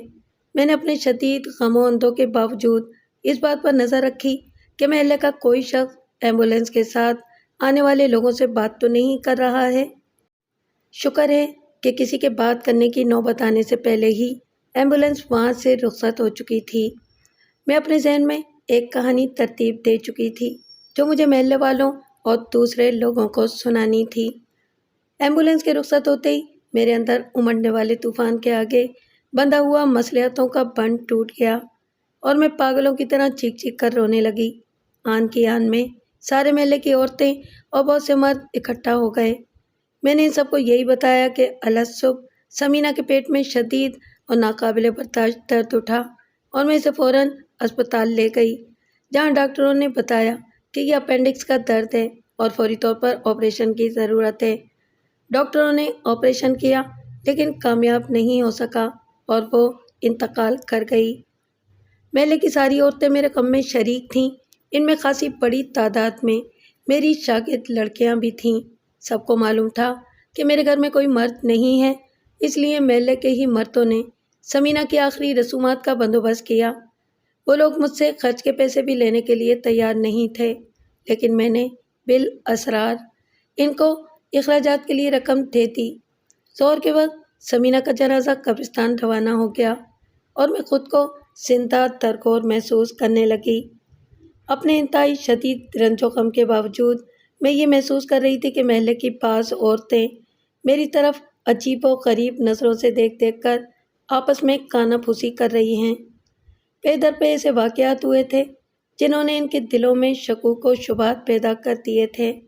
ایک تو سمینہ کا غلطی سے DDT پی کر اسپتال میں موت کے منہ سے بال بال بچنا، اور پھر اب اچانک ایک پراسرار انداز میں اس کی موت۔ پڑوس کی کئی عورتیں، مردوں اور لڑکوں نے مجھ سے سخت شکایت کی کہ سمینہ کو اسپتال لے جاتے وقت میں نے انہیں کیوں اطلاع نہیں دی اور میں تنہا سمینہ کو لے کر اسپتال کیوں گئی۔ میرا دل شدت غم سے پھٹا جا رہا تھا۔ میں انہیں کیا جواب دیتی کہ میں سمینہ کو کس حالت میں اسپتال لے گئی تھی۔ میں نے انہیں یہی کہہ کر ٹالا کہ مجھے عین دروازے پر ہی اتفاق سے ٹیکسی مل گئی اور میں جلدی اور گھبراہٹ کے عالم میں تنہا ہی سمینہ کو لے کر اسپتال چلی گئی۔ گو کہ میں نے اپنی کہانی کو حقیقت کا رنگ دینے کی کوشش کی تھی، لیکن میں لوگوں کی نظروں سے جھانکتی ہوئی بے یقینی کو صاف طور پر محسوس کر سکتی تھی۔ گو کہ کسی نے کھل کر مجھ سے کچھ نہیں کہا، لیکن ان کی آنکھیں ان کے محسوسات کی چغلی کھا رہی تھیں۔ سمینہ کے انتقال کے بعد جلد ہی میں نے محسوس کر لیا کہ اب لوگوں میں اور محلے میں میری وہ عزت نہیں رہی ہے جو کہ پہلے تھی۔ میری سنائی ہوئی کہانیاں لوگوں کو زیادہ متاثر نہیں کر سکی تھیں۔ لوگ اس بات کو محسوس کر رہے تھے کہ کوئی نہ کوئی گڑبڑ ضرور ہے اور سمینہ اپینڈکس کے آپریشن میں نہیں مری ہے۔ میں نے اسکول سے 15 دن کی چھٹی لے لی تھی اور میں سارا وقت گھر پر ہی رہتی تھی۔ میری سمجھ میں ایک بات نہیں آ رہی تھی، اور وہ یہ کہ ڈاکٹر شاہدہ کے آپریشن کرنے کے باوجود سمینہ کو یہ سب کیوں ہوا۔ اس سوال کا جواب حاصل کرنے کے لیے چند ہی روز بعد میں ڈاکٹر رخسانہ کے گھر پہنچی۔ وہ مجھے دیکھ کر حیران رہ گئی۔ ارے مس، آپ کو کیا ہو گیا؟ آپ اتنی دبلی اور زرد کیوں نظر آ رہی ہیں؟ اس نے کہا۔ میں نے اسے اعتماد میں لے کر ساری بات بتا دی۔ وہ حیرت اور خوف کے ساتھ میری کہانی سنتی رہی۔ مجھے دلی افسوس ہے مس، اس نے افسردہ لہجے میں کہا، لیکن سمینہ کے ساتھ بعد میں جو کچھ پیش آیا وہ میڈیکل سائنس میں کوئی انہونی بات نہیں ہے۔ اس نے وضاحت کرتے ہوئے کہا، اس کے متعدد اسباب ہو سکتے ہیں، جن میں سے ایک سبب آپریشن کرنے والی ڈاکٹر کی لاپرواہی بھی ہو سکتا ہے، لیکن اس کے علاوہ بھی اور اسباب ہو سکتے ہیں۔ میرے علم میں بالکل ایسا ہی ایک واقعہ موجود ہے جو اس زمانے میں پیش آیا تھا جب میں میڈیکل کے چوتھے سال کی طالبہ تھی، لیکن وہ ایک شادی شدہ لڑکی تھی جس کا شوہر اتنی جلدی اولاد کا خواہش مند نہیں تھا، اور اس نے اپنی بیوی کو مجبور کیا تھا لیکن آپریشن شاید ٹھیک طور پر نہیں ہو پایا اور آپریشن کے چند ہفتوں کے بعد اس کی وہی حالت ہو گئی جو آپ سمینہ کی بتا رہی ہیں۔ یہ شخص اپنی بیوی کو اسی حالت میں اسپتال لے کر آیا تھا اور میں گائناکولوجی وارڈ میں ڈاکٹر کے ساتھ کام کر رہی تھی۔ ڈاکٹر نے فوراً آپریشن کر کے اس عورت کی جان بچا لی، گو کہ اسے 2 بوتل خون چڑھانا پڑا۔ بعد میں اس عورت نے مجھے سارا قصہ بتایا تھا۔ میں نہیں کہہ سکتی کہ شاہدہ کو مورد الزام قرار دینا چاہیے یا یہ کچھ ایسی اندرونی پیچیدگیوں کا نتیجہ تھا جنہیں کوئی ماہر گائناکولوجسٹ ہی بہتر طور پر سمجھ سکتی ہے۔ بہرحال میں شاہدہ سے اس بارے میں بات ضرور کروں گی۔ میرے لیے تو اب اس سے کوئی فرق نہیں پڑتا کہ تم شاہدہ سے بات کرو یا نہ کرو، میں نے روتے ہوئے کہا۔ میری دنیا تو لٹ چکی ہے، لیکن تم شاہدہ کو یہ ضرور بتا دو کہ آئندہ وہ کسی معصوم لڑکی کی زندگی سے اس طرح نہ کھیلے۔ رخسانہ بہت دیر تک مجھ سے اظہار افسوس کرتی رہی اور اس نے مجھ سے میرے گھر کا پتہ بھی لے لیا اور کہا کہ وہ خود تعزیت کے لیے میرے گھر آئے گی۔ چند روز کے بعد جب میرا ذہن کچھ سوچنے سمجھنے کے قابل ہوا تو میں نے اپنے ساتھ پیش آنے والے اس اندوناک واقعے کے ایک ایک پہلو پر غور کرنا شروع کر دیا۔ میری پوری زندگی ایک کھلی ہوئی کتاب کی طرح میری نظروں کے سامنے تھی۔ میرا بچپن جو شدید تنگ دستی، غربت، محرومی، کشیدگی اور عصبی دباؤ کے عالم میں گزرا، میری نوجوانی اور پھر شادی جو میرے لیے ایک المیہ ثابت ہوئی، اور پھر سمینہ جو میری زندگی کی واحد خوشی تھی، جو وہ واحد ہستی تھی جس کی خاطر زندہ رہنے کو جی چاہتا تھا، جس کی خاطر میں اتنی تگ و دو کرتی تھی اور جس کو میں نے اپنی آنکھوں کا تارا بنا کر رکھا تھا۔ سمینہ دنیا میں وہ واحد ہستی تھی جس سے میں نے سب سے زیادہ محبت کی تھی، خواہ اس نے مجھ سے اتنی محبت کی ہو یا نہ کی ہو۔ اب وہ سمینہ مجھ سے جدا ہو گئی تھی، اور وہ بھی انتہائی دردناک حالات میں، بے بسی، بے چارگی، بے کسی اور مظلومیت کے عالم میں۔ اس کے ساتھ پیش آنے والے المیہ نے میرے دل و دماغ کی چولیں ہلا ڈالی تھیں، اور اب جب کہ میں نے ان تمام واقعات کا تفصیل سے جائزہ لیا تو اس نتیجے پر پہنچی کہ اس عیاش امیر زادے کا سارا کیا دھرا تھا جس نے میری معصوم اور بے گناہ بیٹی کو اپنی عوض کی بھینٹ چڑھایا۔ وہ ایک کھلونا سمجھ کر اس کے ساتھ کھیلتا رہا اور اس کے بعد اسے چھوڑ کر دوسری لڑکی سے نکاح کر کے ملک کے باہر روانہ ہو گیا۔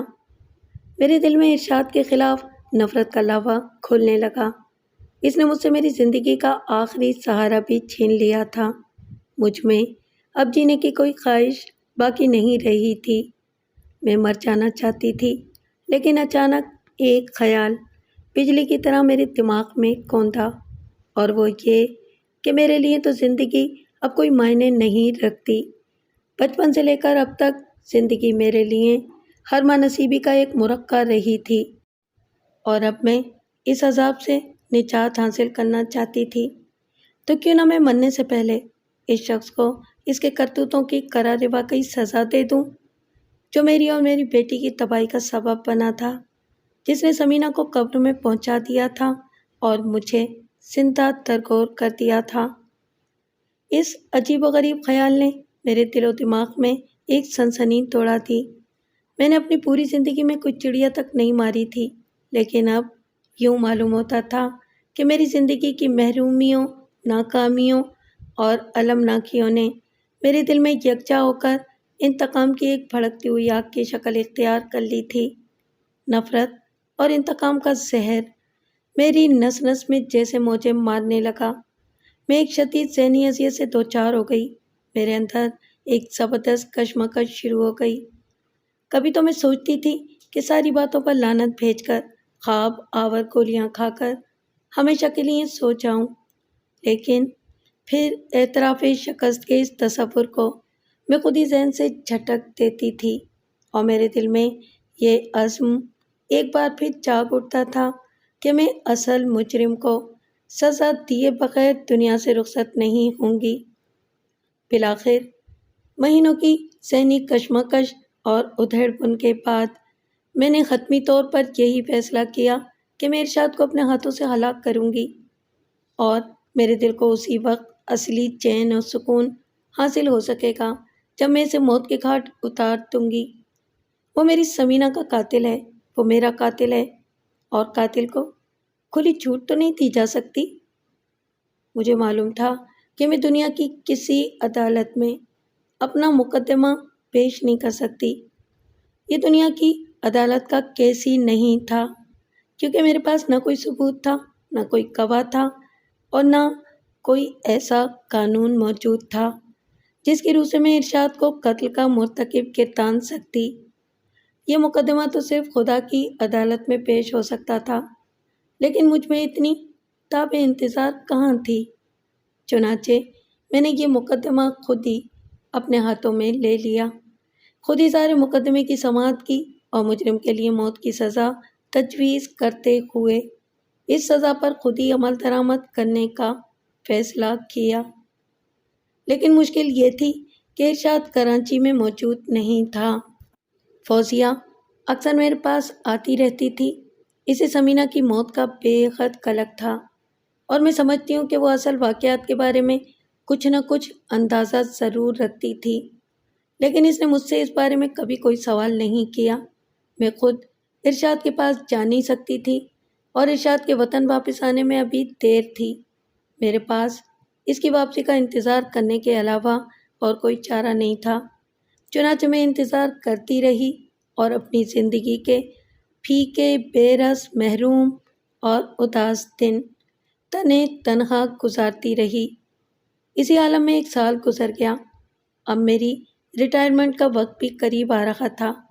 ایک دن اتفاق سے فوزیہ مجھ سے ملنے آئی، اور اس کی زبانی پتہ چلا کہ ارشاد چھٹیوں میں 2 ماہ کے لیے کراچی آیا ہوا ہے، اور چند دن پہلے ہی کراچی پہنچا ہے۔ فوزیہ کی زبانی یہ سنتے ہی میرے دل کی دھڑکن جیسے ایک دم تیز ہو گئی۔ مجھے اس موقع کو ہاتھ سے نہیں جانے دینا تھا۔ میں نے اپنے ذہن میں ایک منصوبہ ترتیب دینا شروع کیا۔ ہمارے محلے میں اکثر پٹھان کپڑا بیچنے والے آتے تھے۔ ایک دن میں نے ایک پٹھان کو روک کر اسے دروازے کے اندر بلا لیا اور مختلف کپڑے دیکھنے لگی۔ میں نے بلا ضرورت 2-1 چھوٹے موٹے ٹکڑے خرید لیے، اور پھر بڑی رازداری کے ساتھ اس سے کہا، خان، کیا تم مجھے ایک پستول لا کر دے سکتے ہو؟ میں گھر میں اکیلی رہتی ہوں اور مجھے چوروں ڈاکوں کا ڈر رہتا ہے۔ اگر تم مجھے ایک پستول لا دو تو میں تمہیں اس کی اچھی قیمت ادا کروں گی۔ میں نے اسے یہ بات یوں ہی کہہ دی تھی۔ مجھے اس کا ہرگز یقین نہیں تھا کہ وہ واقعی ایسا کر سکتا ہے، لیکن میری توقع کے بالکل برخلاف اس نے کہا کہ وہ مجھے پستول مہیا کر سکتا ہے، لیکن اسے 1000 روپے کی رقم ادا کرنی ہوگی۔ میں نے رقم کی ادائیگی پر آمادگی ظاہر کی اور یہ کہا کہ وہ پہلے پستول لے کر آئے، اس کے بعد میں اسے رقم ادا کر دوں گی، اور یہ کہ وہ پستول کے ساتھ مجھے گولیاں بھی فراہم کرے۔ وہ اس کے لیے تیار ہو گیا، اور دوسرے دن اس نے مجھے واقعی ایک پستول لا کر دے دیا۔ گو کہ میں نے زندگی میں کبھی کسی آتشی ہتھیلے کو ہاتھ نہیں لگایا تھا، تاہم میں اصلی اور نقلی پستول میں بخوبی امتیاز کر سکتی تھی۔ میں نے اسے ہر طرح دیکھ کر اس بات کا پورا اطمینان کر لیا کہ وہ ایک اصلی پستول تھا۔ اس پٹھان نے مجھے اس کے لوڈ کرنے اور چلانے کا پورا طریقہ اچھی طرح سمجھا دیا۔ ویسے بھی یہ کوئی مشکل کام نہیں تھا۔ اس نے پستول کے ساتھ مجھے پوری 12 گولیاں بھی دیں، جو سب کی سب اصلی تھیں۔ میں نے حسب وعدہ اسے 1000 روپے کی رقم ادا کر دی، اور وہ چلتے چلتے مجھے اس بات کی تاکید کر گیا کہ میں کبھی بھول کر کسی کے سامنے اسے نہ نکالوں، اور نہ کسی سے اس بات کا ذکر کروں کہ میرے قبضے میں بغیر لائسنس کا پستول موجود ہے۔ میرے منصوبے کا سب سے مشکل مرحلہ طے ہو چکا تھا۔ میں ارشاد کی آمد کی خبر سننے سے بہت پہلے ہی اس بات کے بارے میں کافی سوچا کرتی تھی کہ میں ارشاد کو ہلاک کرنے کے لیے آتشی اسلحہ کہاں سے حاصل کروں گی، کیونکہ مجھ جیسی ایک ناتواں اور کمزور عورت ایک جوان اور توانا مرد کو آتشی اسلحے کے استعمال کے بغیر بھلا کس طرح ہلاک کر سکتی تھی۔ اب دوسرا مرحلہ یہ تھا کہ ارشاد کو کہاں گھیرا جائے۔ گو کہ میں نے ارشاد کا گھر باہر سے دیکھا تھا، لیکن میں کبھی اس کے گھر کے اندر نہیں گئی تھی۔ اور نہ ہی میں اس کے گھر کے کسی اور فرد سے ملی تھی۔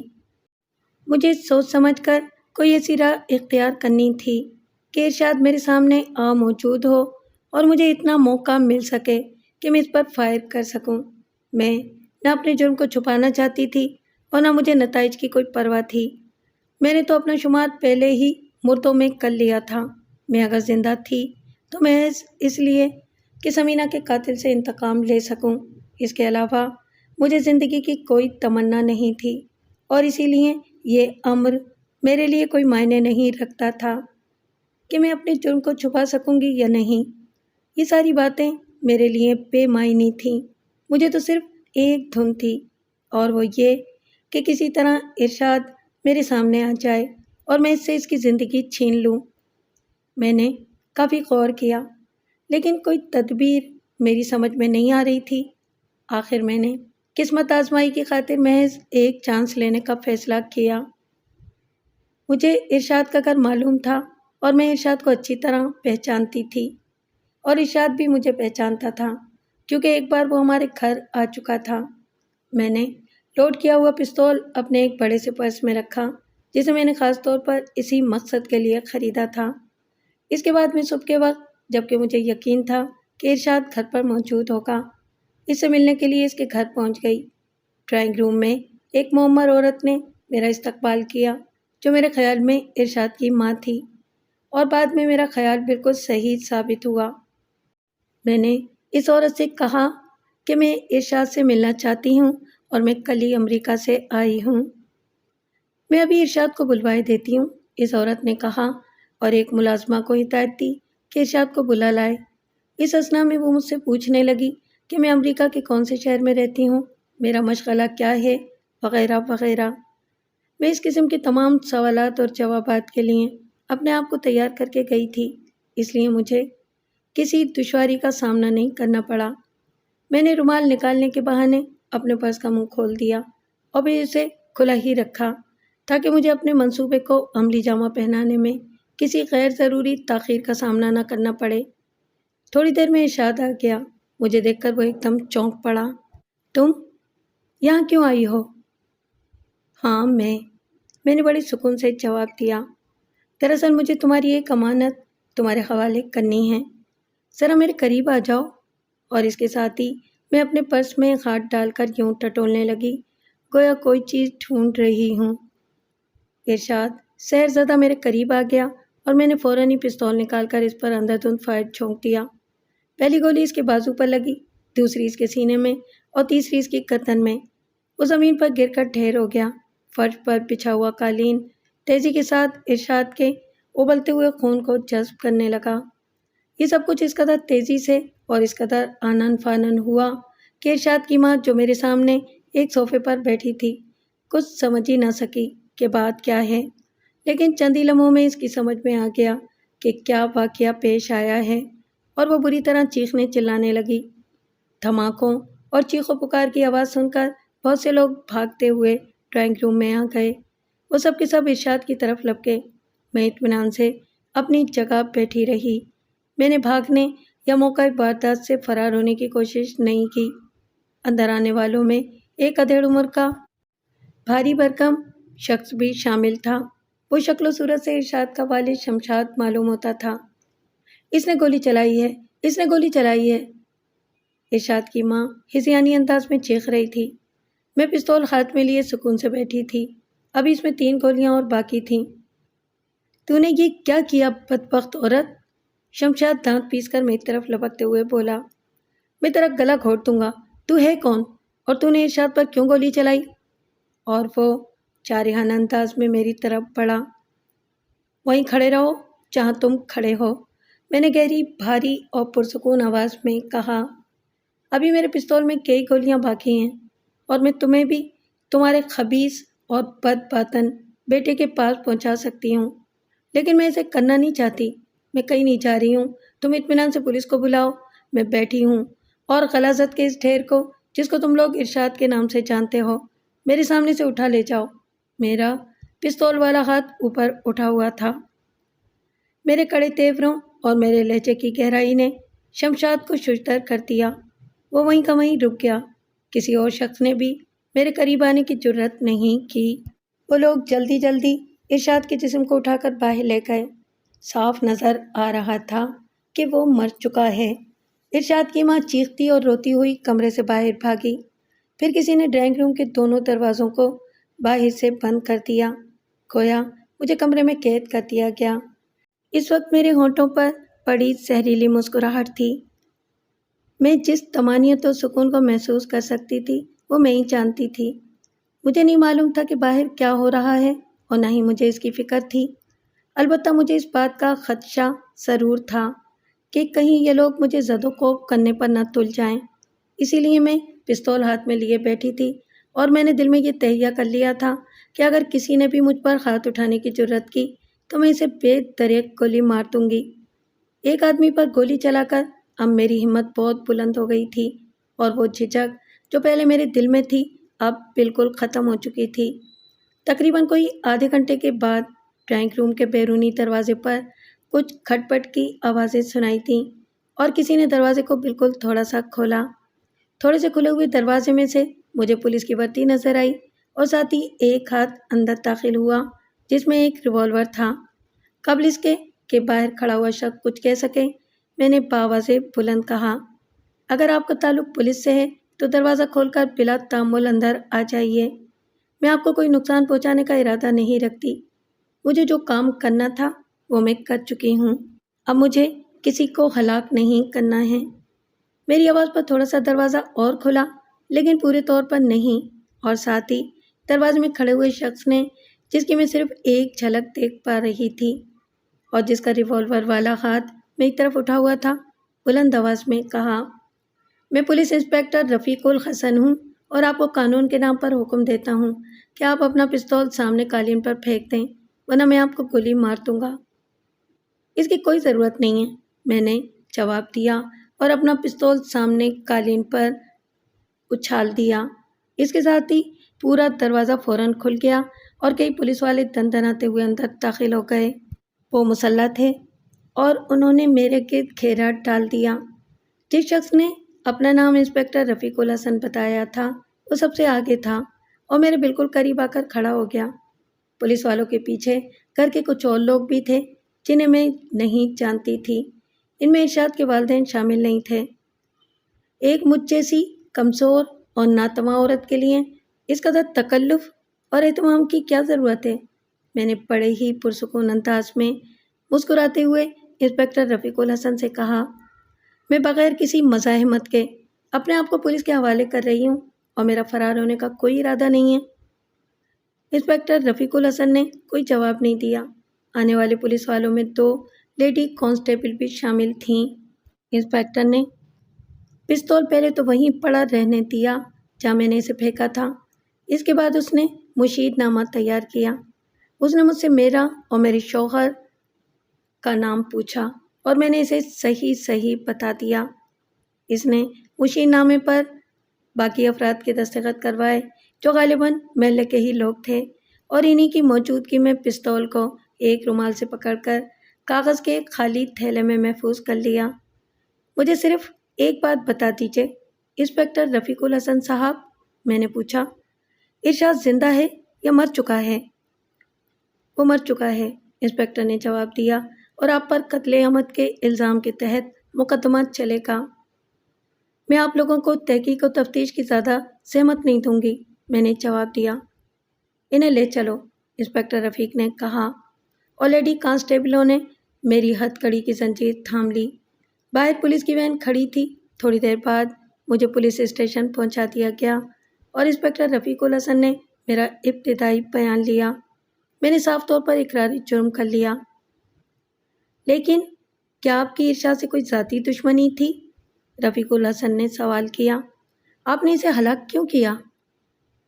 اس نے میری بیٹی کو دھوکہ دیا تھا، میں نے جواب دیا۔ اس نے اس سے شادی کا وعدہ کیا تھا لیکن پھر اس نے کسی اور لڑکی سے شادی کر لی اور میری بیٹی کو شدید احساس غم میں مبتلا کر دیا، اور آخر کچھ عرصے بعد وہ مر گئی۔ مجھے اپنی بیٹی سے بہت محبت تھی۔ میں نے اس کا انتقام لینے کی غرض سے ارشاد کو ہلاک کر دیا۔ یہ تو کوئی بات نہیں ہوئی، انسپکٹر رفیق الحسن نے کہا۔ اس سے پہلے وہ مجھ سے میرے بارے میں ساری معلومات حاصل کر چکا تھا۔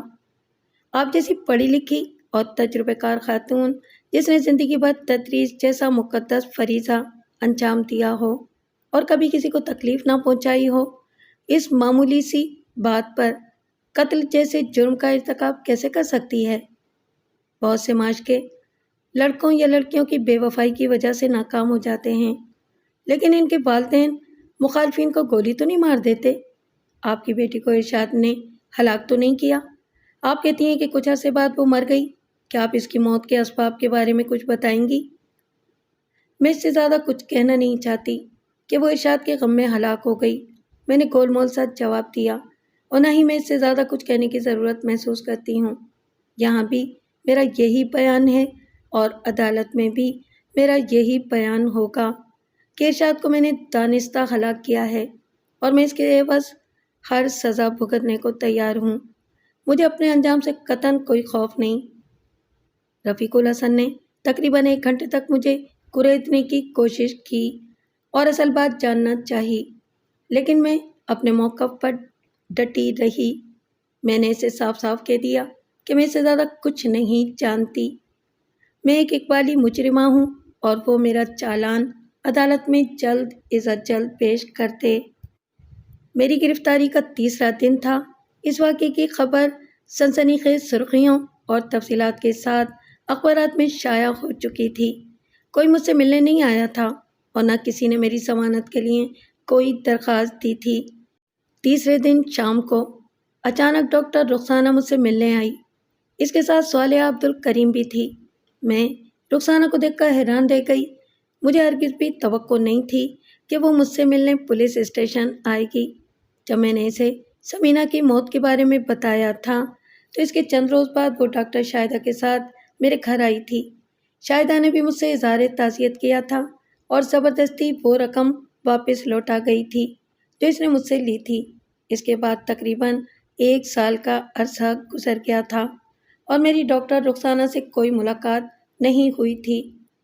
صالحہ عبدالکریم کو تو میں بالکل نہیں جانتی تھی۔ مس، ڈاکٹر رخسانہ نے مجھ سے مخاطب ہوتے ہوئے کہا، آپ نے بہت بڑا قدم اٹھایا ہے۔ واقعی آپ ایک عجیب و غریب انسان ہیں، لیکن آپ خود کو یکا و تنہا اور بے سہارا محسوس نہ کریں۔ یہ میری دوست وکیل صالحہ عبدالکریم ہیں، یہ آپ کی طرف سے پیروی کریں گی اور کوئی فیس نہیں لیں گی۔ میں نے آپ کا سارا کیس ان کو پہلے ہی بتا دیا ہے۔ ڈاکٹر شاہدہ اب یہاں موجود نہیں ہے، وہ امریکہ چلی گئی ہے اور اسے وہاں کی شہریت مل گئی ہے۔ میں بھی اگلے ہفتے انگلینڈ جا رہی ہوں اور 5 سال سے پہلے میری واپسی ناممکن ہے، لہٰذا ہم دونوں ڈاکٹروں کو عدالت میں طلب نہیں کیا جا سکے گا اور نہ ہی اب اس بات سے ہماری نیک نامی یا بدنامی کا کوئی تعلق ہوگا، لہٰذا آپ اطمینان سے عدالت میں ساری بات تفصیل سے بیان کریں۔ تمہارا بہت بہت شکریہ رخسانہ بیٹی۔ میری آنکھوں میں ممنونیت کے آنسو بھر آئے، لیکن اب مجھے کسی مدد کی ضرورت نہیں۔ میں صالحہ صاحبہ کی بھی بہت شکر گزار ہوں کہ انہوں نے مجھ غریب کے حال پر کرم فرمایا اور میری پیروی پر آمادہ ہو گئیں، لیکن دراصل مجھے کسی پیروی کی ضرورت ہی نہیں ہے۔ میں اقبال جرم کر چکی ہوں اور عدالت میں بھی یہی بیان دوں گی۔ مجھے کوئی وکیل درکار نہیں ہے۔ آپ گہری جذباتیت کا شکار ہو رہی ہیں مس، رخسانہ نے محبت آمیز لہجے میں کہا۔ میری بات پر توجہ دیجیے اور زندگی کو اتنا عرضاں مت گردانیے۔ صالحہ آپ کی پوری مدد کریں گی۔ میں نے کہا نا بیٹی کہ مجھے کسی مدد کی ضرورت نہیں ہے۔ میں نے جو کچھ کیا ہے بہت سوچ سمجھ کر کیا ہے اور میں اس کے نتائج بھگتنے کے لیے تیار ہوں۔ ابھی تو میں جا رہی ہوں، رخسانہ نے کہا، کل پھر آؤں گی۔ اس ایریے کے DSP صاحب سے میری صاحب سلامت ہے۔ میں ان سے خصوصی اجازت لے کر آؤں گی کہ آپ کے ساتھ ایک الگ کمرے میں بیٹھ کر کچھ دیر آرام سے گفتگو کر سکوں۔ اس اثنا میں آپ اپنے ذہن کو آرام دیجیے۔ اتنا کہہ کر ڈاکٹر رخسانہ اور صالحہ عبدالکریم وہاں سے چلی گئیں۔ دوسرے دن شام کو حوالات کا تالا کھول کر مجھے ایک چھوٹے سے علیحدہ کمرے میں لے جایا گیا جس میں ڈاکٹر رخسانہ پہلے سے بیٹھی ہوئی تھی۔ اس وقت وہ اکیلی تھی، صالحہ عبدالکریم اس کے ساتھ نہیں تھی۔ ایک سپاہی کمرے کے دروازے پر کھڑا ہوا تھا۔ ڈاکٹر رخسانہ نے اٹھ کر دروازہ اندر سے بند کر لیا۔ سپاہی نے کچھ نہیں کہا۔ اس کے بعد ڈاکٹر رخسانہ نے سلسلہ گفتگو کا آغاز کرتے ہوئے سب سے پہلے تو صالحہ عبدالکریم کے بارے میں تفصیل سے وہ تمام باتیں بتائیں جن کا ذکر میں اپنی کہانی کے آغاز میں کر چکی ہوں، اور یہ بتایا کہ صالحہ عبدالکریم اس کی گہری دوست ہے اور وہ ایسے کیسوں کی تلاش میں رہتی ہے جن میں اسے انصاف اور قانون کے تقاضوں کو پورا کرنے کا موقع مل سکے۔ رخسانہ نے کہا کہ وہ صالحہ عبدالکریم کو میرا پورا کیس بتا بھی چکی ہے اور صالحہ ہر قیمت پر اس کیس کو لڑنا چاہتی ہے، لیکن میرے تعاون کے بغیر اس کے لیے کچھ کرنا ناممکن ہوگا۔ اس کے بعد ڈاکٹر رخسانہ نے مجھے بہت سمجھایا کہ میں اس کی بات مان لوں اور وکالت نامے پر دستخط کر دوں۔ اس کے بے حد اصرار پر میں اس بات پر رضامند ہو گئی کہ میں وکالت نامے پر دستخط کر دوں گی، لیکن اقبالی مجرمہ کی حیثیت سے عدالت میں وہی بیان دوں گی جو میں اس سے پہلے پولیس کو دے چکی ہوں۔ میں اپنے دفاع میں اس سے زیادہ کچھ نہیں کہوں گی کہ میں نے اپنی بیٹی کی موت کا انتقام لیا ہے۔ کل صالحہ آپ کے پاس آئے گی اور وکالت نامے پر آپ سے دستخط لے گی۔ رخسانہ نے اٹھتے ہوئے کہا، آپ کی وکیل کی حیثیت سے باقی باتیں وہ آپ کو خود ہی سمجھا دے گی۔ اس کے بعد رخسانہ چلی گئی اور مجھے دوبارہ لاک اپ میں بند کر دیا گیا۔ دوسرے دن صالحہ عبدالکریم وکالت نامہ لے کر میرے پاس آئی اور مجھ سے اس پر دستخط لے لیے۔ وہ تقریباً 1 گھنٹے تک میرے ساتھ رہی اور مجھے تمام اونچ نیچ سمجھاتی رہی، لیکن میں نے اس سے کہہ دیا کہ میں اپنی مری ہوئی بیٹی کی بے عزتی گوارا نہیں کروں گی اور عدالت کو ہرگز یہ نہیں بتاؤں گی کہ ثمینہ کی موت کن حالات میں واقع ہوئی تھی۔ تب آپ کا کیس بہت کمزور ہو جائے گا، اختری خاتون صاحبہ، صالحہ عبدالکریم نے مایوسی سے کہا۔ لیکن بہرحال کوئی پرواہ نہیں، آپ سیشن کورٹ میں کیس چلنے دیں، اس میں بھی کافی وقت لگے گا اور مجھے یقین ہے کہ اس کے بعد میں آپ کو قائل کرنے میں کامیاب ہو جاؤں گی۔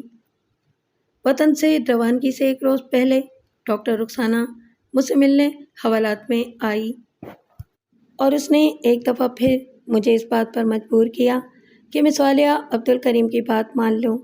میں نے اسے کہا کہ میں اپنے گزشتہ فیصلے پر ہی قائم رہنا چاہتی ہوں۔ وہ مایوس ہو کر چلی گئی۔ سیشن کورٹ میں کیس تقریباً 1 سال تک چلا۔ اخبارات میں اس کیس کی خبریں خوب چھپیں اور میرے اور ثمینہ کے نام کا ہر طرف چرچا ہوا۔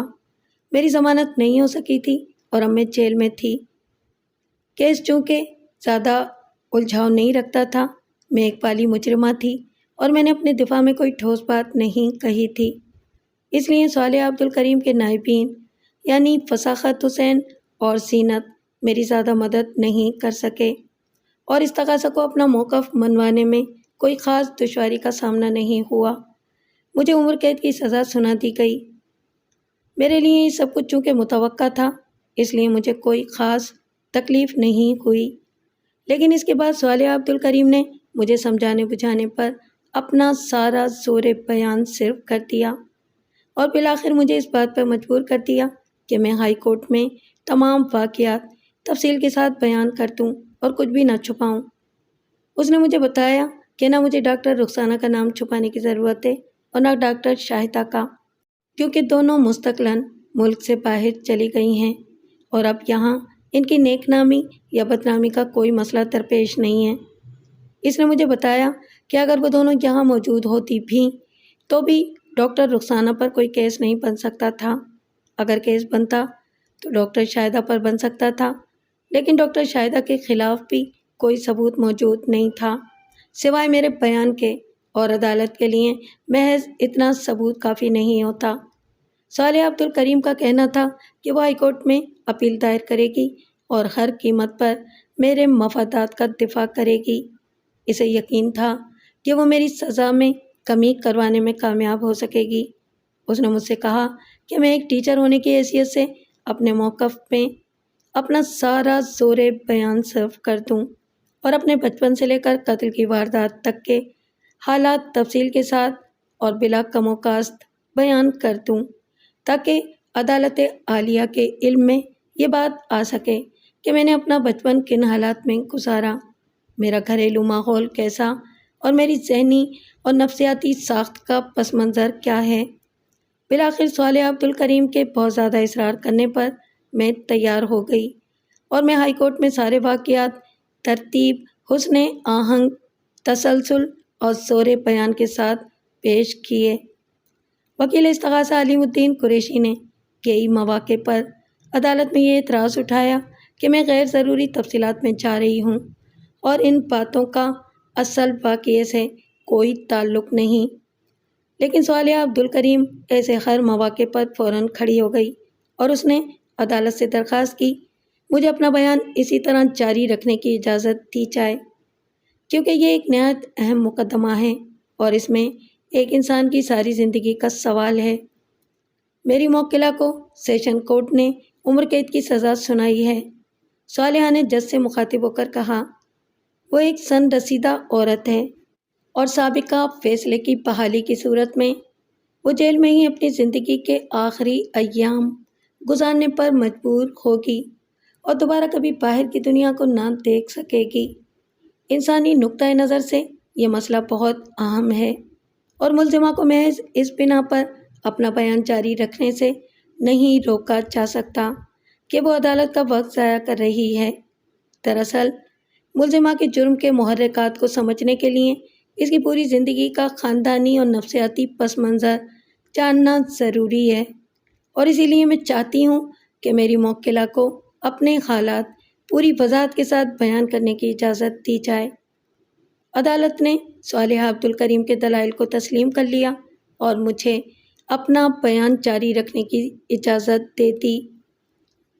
کئی ہفتوں کی سماعت کے بعد عدالت میں میرا بیان مکمل ہو چکا تھا، ہر چیز ریکارڈ پر آ چکی تھی اور آج پھر مقدمے کی پیشی تھی۔ حسب معمول صبح 8:30 بجے جسٹس غفور علی عدالت میں تشریف لائے۔ میری وکیل صالحہ عبدالکریم اور اس کے دونوں نائبین اور وکیل استغاثہ علیم الدین وغیرہ سب موجود تھے، اور ہر بار کی طرح اس بار بھی کمرہ عدالت سامعین سے کھچا کھچ بھرا ہوا تھا۔ مسمات اختری خاتون، فاضل جج نے مجھ سے مخاطب ہو کر کہا، آپ کا بیان مکمل ہو چکا ہے، کیا آپ اس کے علاوہ بھی کچھ اور کہنا چاہتی ہیں؟ جی نہیں، میں نے مختصر سا جواب دیا، مجھے جو کچھ کہنا تھا میں کہہ چکی ہوں۔ کیا آپ فاضل وکیل استغاثہ علیم الدین قریشی ملزمہ سے کوئی جرح کریں گے؟ جج صاحب نے پوچھا۔ صرف چند سوالات جناب والا کی اجازت سے، علیم الدین قریشی نے کہا۔ اجازت ہے، عدالت نے جواب دیا۔ مسمات اختری خاتون، علیم الدین قریشی نے مجھ سے مخاطب ہوتے ہوئے کہا، آپ کا کہنا ہے کہ آپ نے ارشاد کو اس لیے ہلاک کیا ہے کیونکہ بقول آپ کے وہ آپ کی بن بیائی بیٹی کے ساتھ گناہ کا مرتکب ہوا تھا، جس کے نتیجے میں آپ کی بیٹی حاملہ ہو گئی اور بالآخر اسے اپنی جان سے ہاتھ دھونے پڑے۔ جی ہاں، میں نے یہی کہا ہے، میں نے جواب دیا۔ اور آپ نے یہ بھی کہا ہے کہ ارشاد کے قتل کا منصوبہ آپ نے سوچ سمجھ کر تیار کیا تھا اور اس پہ عمل درآمد کے لیے آپ کو مناسب وقت کا انتظار تھا، جو اتفاق سے ارشاد کی جلد وطن واپسی کے بعد آپ کو حاصل ہو گیا۔ جی ہاں، میں نے یہی کہا ہے، میں نے جواب دیا۔ اور اب میرا آپ سے تیسرا اور آخری سوال یہ ہے کہ آپ کو اس بات کا 100% یقین کیوں تھا کہ آپ کی بیٹی کے ساتھ گناہ کا ارتکاب کرنے والا شخص صرف ارشاد ہی ہے؟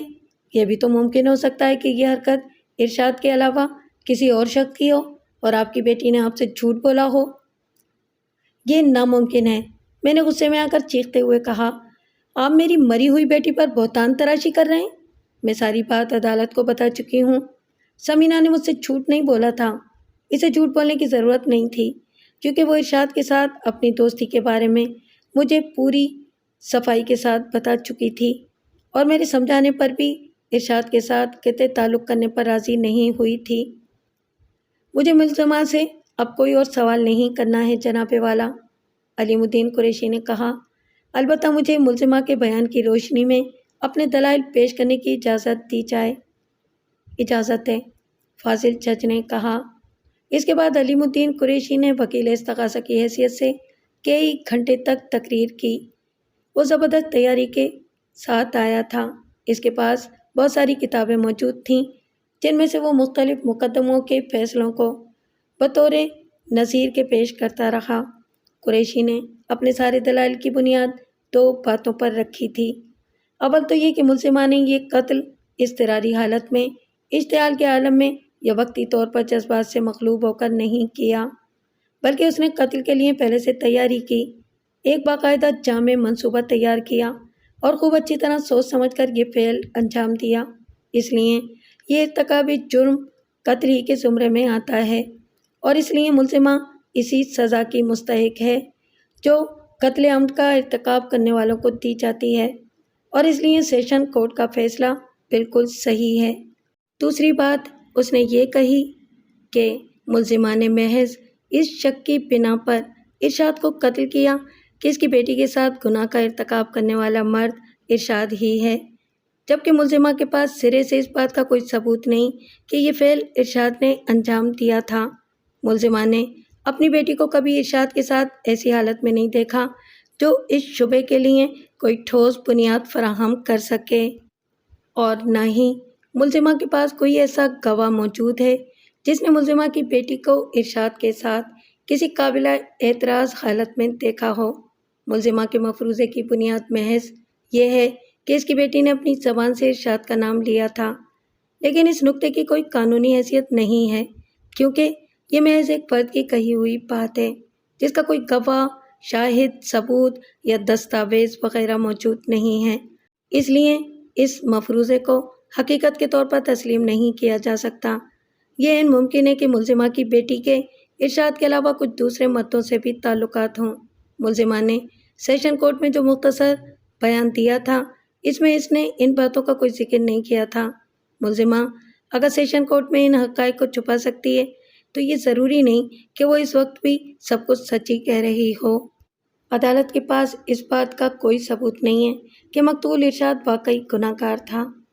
میں نے بار بار وکیل استغاثہ علیم الدین قریشی کے بیان میں مداخلت کی اور خاص طور سے اس وقت جبکہ اس نے میری بیٹی پر دوسرے مردوں کے ساتھ تعلق رکھنے کا الزام لگایا تو میں نے اسے پوری طرح ڈانٹا، لیکن معزز جج نے مجھ سے کہا کہ میں خاموش رہوں۔ پھر میں چپ ہو گئی اور علیم الدین قریشی برابر بولتا رہا۔ جب علیم الدین قریشی اپنے دلائل مکمل کر چکا تو اس وقت عدالت کا وقت ختم ہو چکا تھا۔ سماعت اگلی پیشی تک کے لیے ملتوی ہو گئی۔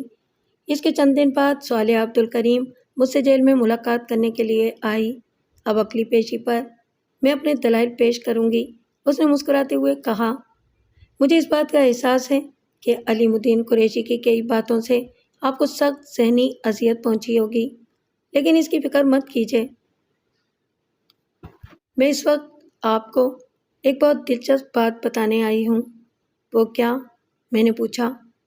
مقتول ارشاد کے والدین سیشن کورٹ کے فیصلے سے بہت خوش اور مطمئن تھے، چونکہ آپ نے سیشن کورٹ میں سارے واقعات بھی تفصیل کے ساتھ بیان نہیں کیے تھے، اس لیے وہ اس بات سے بھی مطمئن تھے کہ ان کے بیٹے کا بھی گناہ پوشیدہ رہا۔ مجھے نہیں معلوم کہ وہ لوگ اپنے بیٹے کی اس حرکت سے کس حد تک واقف تھے، لیکن اب جب کہ ہائی کورٹ میں آپ کے بیان کے ذریعے ساری باتیں کھل کر سامنے آ گئیں اور انہیں یہ معلوم ہوا کہ میں خود آپ کی اپیل کی پیروی کروں گی، تو کل مقتول ارشاد کے والد شمشاد صاحب میرے پاس تشریف لائے تھے۔ وہ کس لیے؟ میں نے حیرت سے پوچھا۔ ان کا فرمانا تھا کہ ارشاد ان کا اکلوتا بیٹا تھا اور اس کی موت نے ان دونوں میاں بیوی کی کمر توڑ کر رکھ دی ہے۔ ان کے کہنے کے مطابق اگر سمینہ واقعی سچ کہہ رہی تھی تو اس معاملے میں وہ خود بھی اتنی ہی قصوروار تھی جتنا کہ ارشاد تھا۔ میرا مطلب یہ کہ وہ سمینہ کو بھی ملزم گردان رہے تھے، اور ان کا کہنا تھا کہ آپ نے ان کے بیٹے کا خون ناحق کیا ہے اور وہ بقول خود انتقام کی آگ میں چل رہے ہیں، اور ان کی شدید خواہش ہے کہ سیشن کورٹ نے آپ کو جو سزا دی ہے وہ بحال رہے۔ علیم الدین قریشی صاحب اپنے دلائل ختم کر چکے ہیں اور اب دفاع کی ذمہ داری میرے اوپر ہے۔ اگلی پیشی پر مجھے اپنا موقف پیش کرنا ہے۔ وہ چاہتے تھے کہ میں اپنے موقف کو کمزور دلائل کے ساتھ پیش کروں اور مقدمے کو ایسا رخ دوں کہ سیشن کورٹ کی دی ہوئی سزا بحال رہے، اور اس کے عوض وہ مجھے ایک بھاری رقم رشوت کے طور پر پیش کرنا چاہتے تھے۔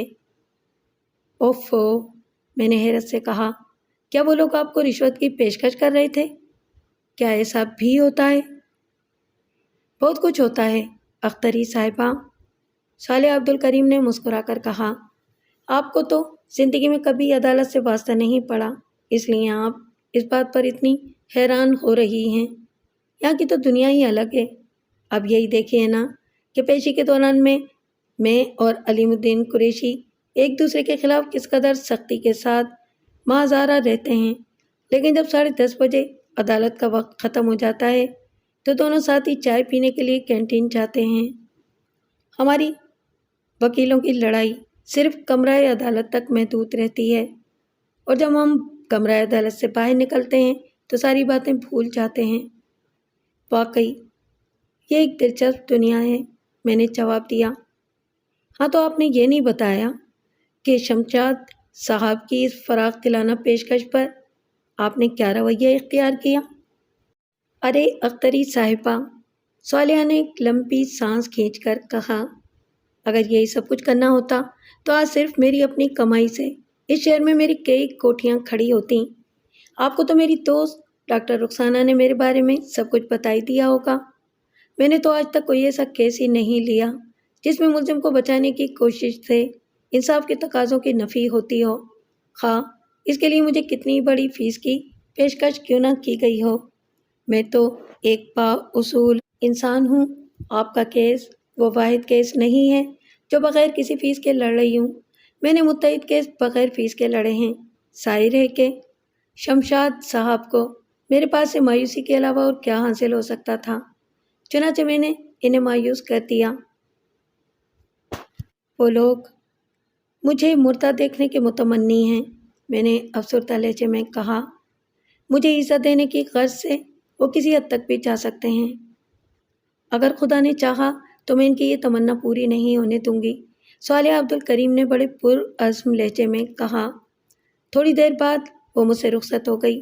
اگلی پیشی پر کمرہ عدالت میں دل دھرنے کی جگہ نہ تھی۔ بہت سے لوگ کھڑے ہوئے تھے کیونکہ ساری نشستیں پر ہو چکی تھیں۔ آج صالح عبد الکریم میرے دفاع میں اپنے دلائل پیش کرنے والی تھی، اور اس کے دلائل کو سننے کے لیے وکیلوں کی ایک بڑی تعداد موجود تھی۔ معزز عدالت کی اجازت سے صالح عبد الکریم نے اپنے مدلل اور قائل کن گفتگو کا آغاز کیا۔ میں پہلی مرتبہ صالحہ عبد الکریم کو ایک وکیل صفائی کی حیثیت سے سن اور دیکھ رہی تھی۔ اس کا انداز بیان دیکھ کر میں حیران اور ششدر رہ گئی۔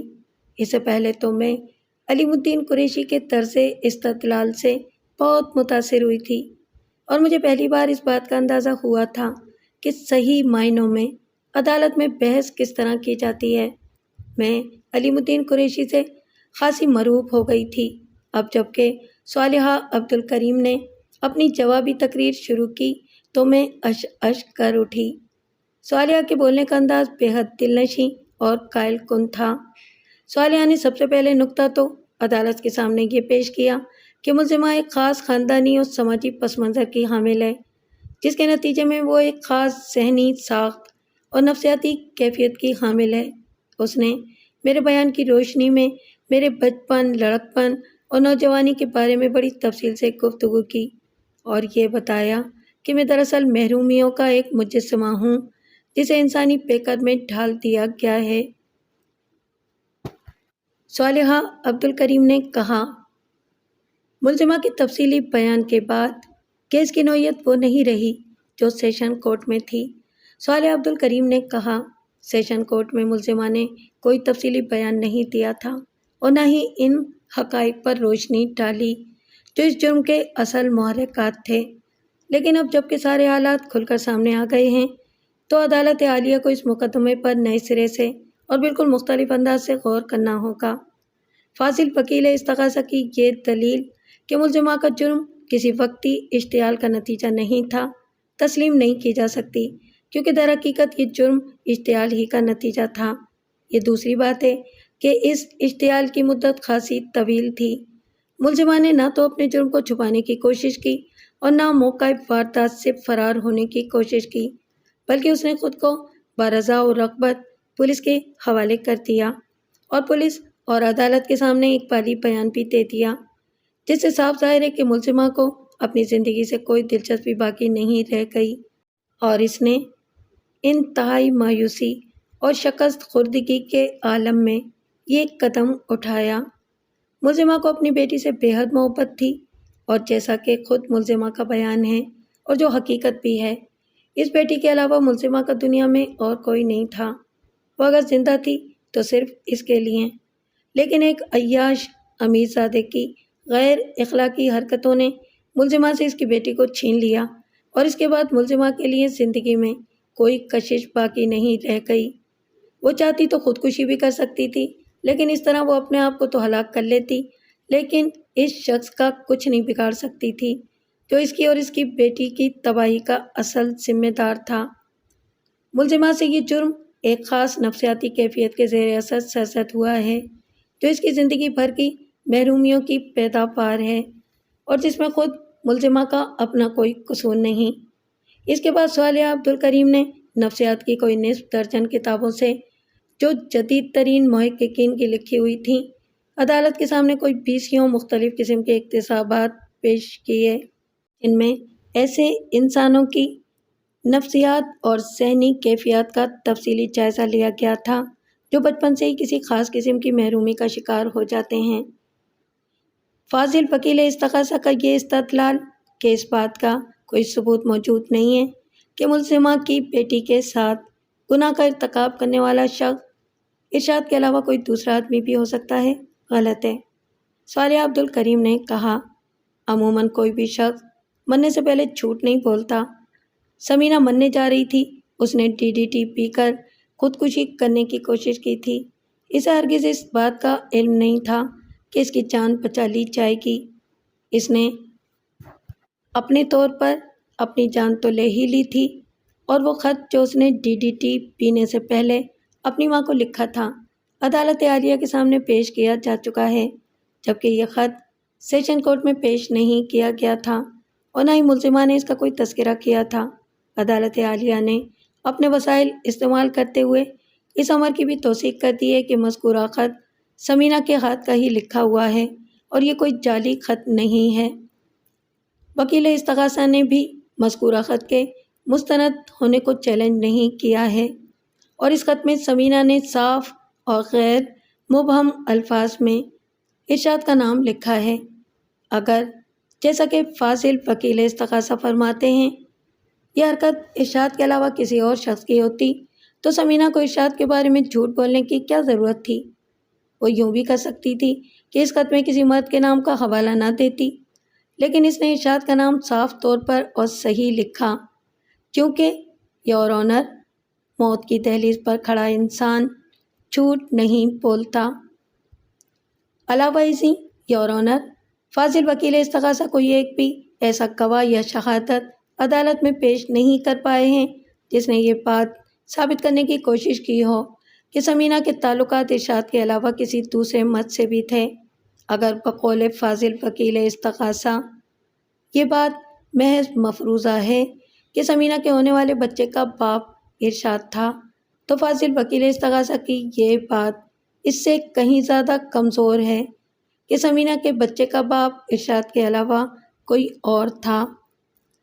تو قرینِ قیاس مفروضہ یہی قرار پاتا ہے کہ اصل گناہ گار ارشاد تھا۔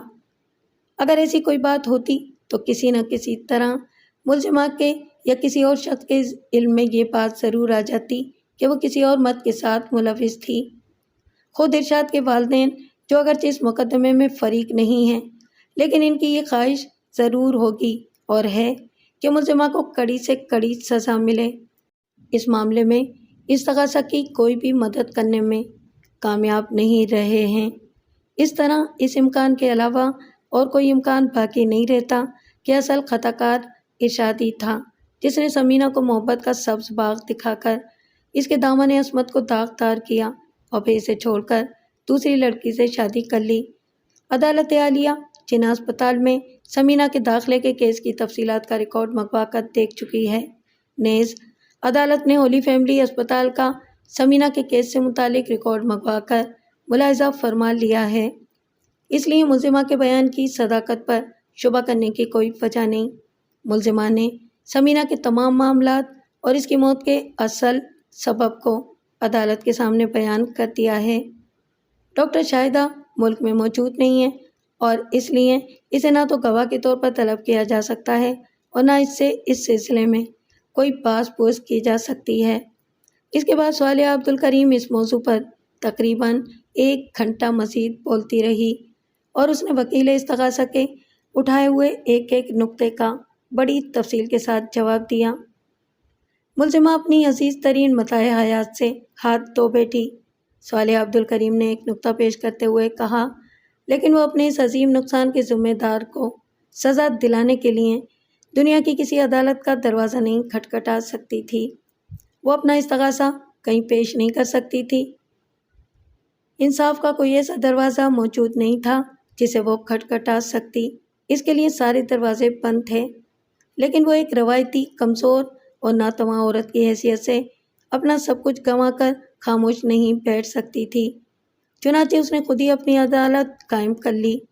اس عدالت میں اس نے اپنا، سمینہ کا اور ارشاد کا مقدمہ پیش کیا اور اس عدالت نے ارشاد کو موت کی سزا دے دی۔ ملزمہ نے سزا پر عمل درآمد کیا۔ کمرہ عدالت میں سناٹا چھایا ہوا تھا۔ سارے لوگوں کے علاوہ خود فاضل جج صاحب بھی بڑی دل جمی کے ساتھ صالحہ کا بیان سن رہے تھے۔ ایک نظر میں نے علیم الدین قریشی پر ڈالی، اس کا چہرہ اترا ہوا تھا۔ حقیقت یہ کہ علیم الدین قریشی نے اپنی طویل تقریر میں میرے خلاف جتنے بھی نکات اٹھائے تھے، صالحہ عبدالکریم نے ایک ایک کر کے ان سب کی تردید کر ڈالی تھی اور اب وہ میرے دفاع میں اپنی طرف سے نئے نکات پیش کر رہی تھی۔ ملزمہ نے اپنے جرم سے نہ تو سیشن کورٹ میں انکار کیا اور نہ ہی اس نے معزز عدالت کے سامنے اپنے جرم کو چھپایا۔ صالحہ عبدالکریم کہہ رہی تھی، لیکن سیشن کورٹ میں چونکہ ملزمہ نے تمام حقائق کو چھپائے رکھا، اس لیے سیشن کورٹ کے فاضل جج نے ملزمہ کو قتل عمد کا مجرم گردانتے ہوئے اسے عمر قید کی سزا سنا دی۔ لیکن اب معاملہ کیفیتی اعتبار سے بالکل تبدیل ہو چکا ہے۔ اب ملزمہ تفصیل کے ساتھ ان حالات پر روشنی ڈال چکی ہے جو سمینہ کی موت اور ارشاد کے قتل تک پیش آئے تھے، اس لیے اب اس کیس کی نوعیت بالکل بدل جاتی ہے۔ سیشن کورٹ میں ہونے والی کارروائی کے مطابق اس وقت کیا جانے والا فیصلہ درست تھا، لیکن اس عدالت میں ہونے والی کارروائی کے مطابق یہ فیصلہ صحیح نہیں ہوگا۔ ملزمہ چونکہ دونوں عدالتوں میں اپنے جرم کا اعتراف کر چکی ہے، اس لیے میں یہ نہیں کہوں گی کہ اس نے جرم کا ارتکاب نہیں کیا ہے۔ اس نے جرم ضرور کیا ہے، لیکن کیوں کیا ہے، یہی اصل سوال ہے، اور اس کے جواب کے حصول کی غرض سے ملزمہ کی پوری زندگی کو ہمیں اپنی نظروں کے سامنے رکھنا ہوگا۔ اس امر سے تو انکار ناممکن ہے کہ ملزمہ سے جرم سرزد ہوا ہے، لہٰذا میں اس نقطے کو بحث کا موضوع نہیں بنا رہی۔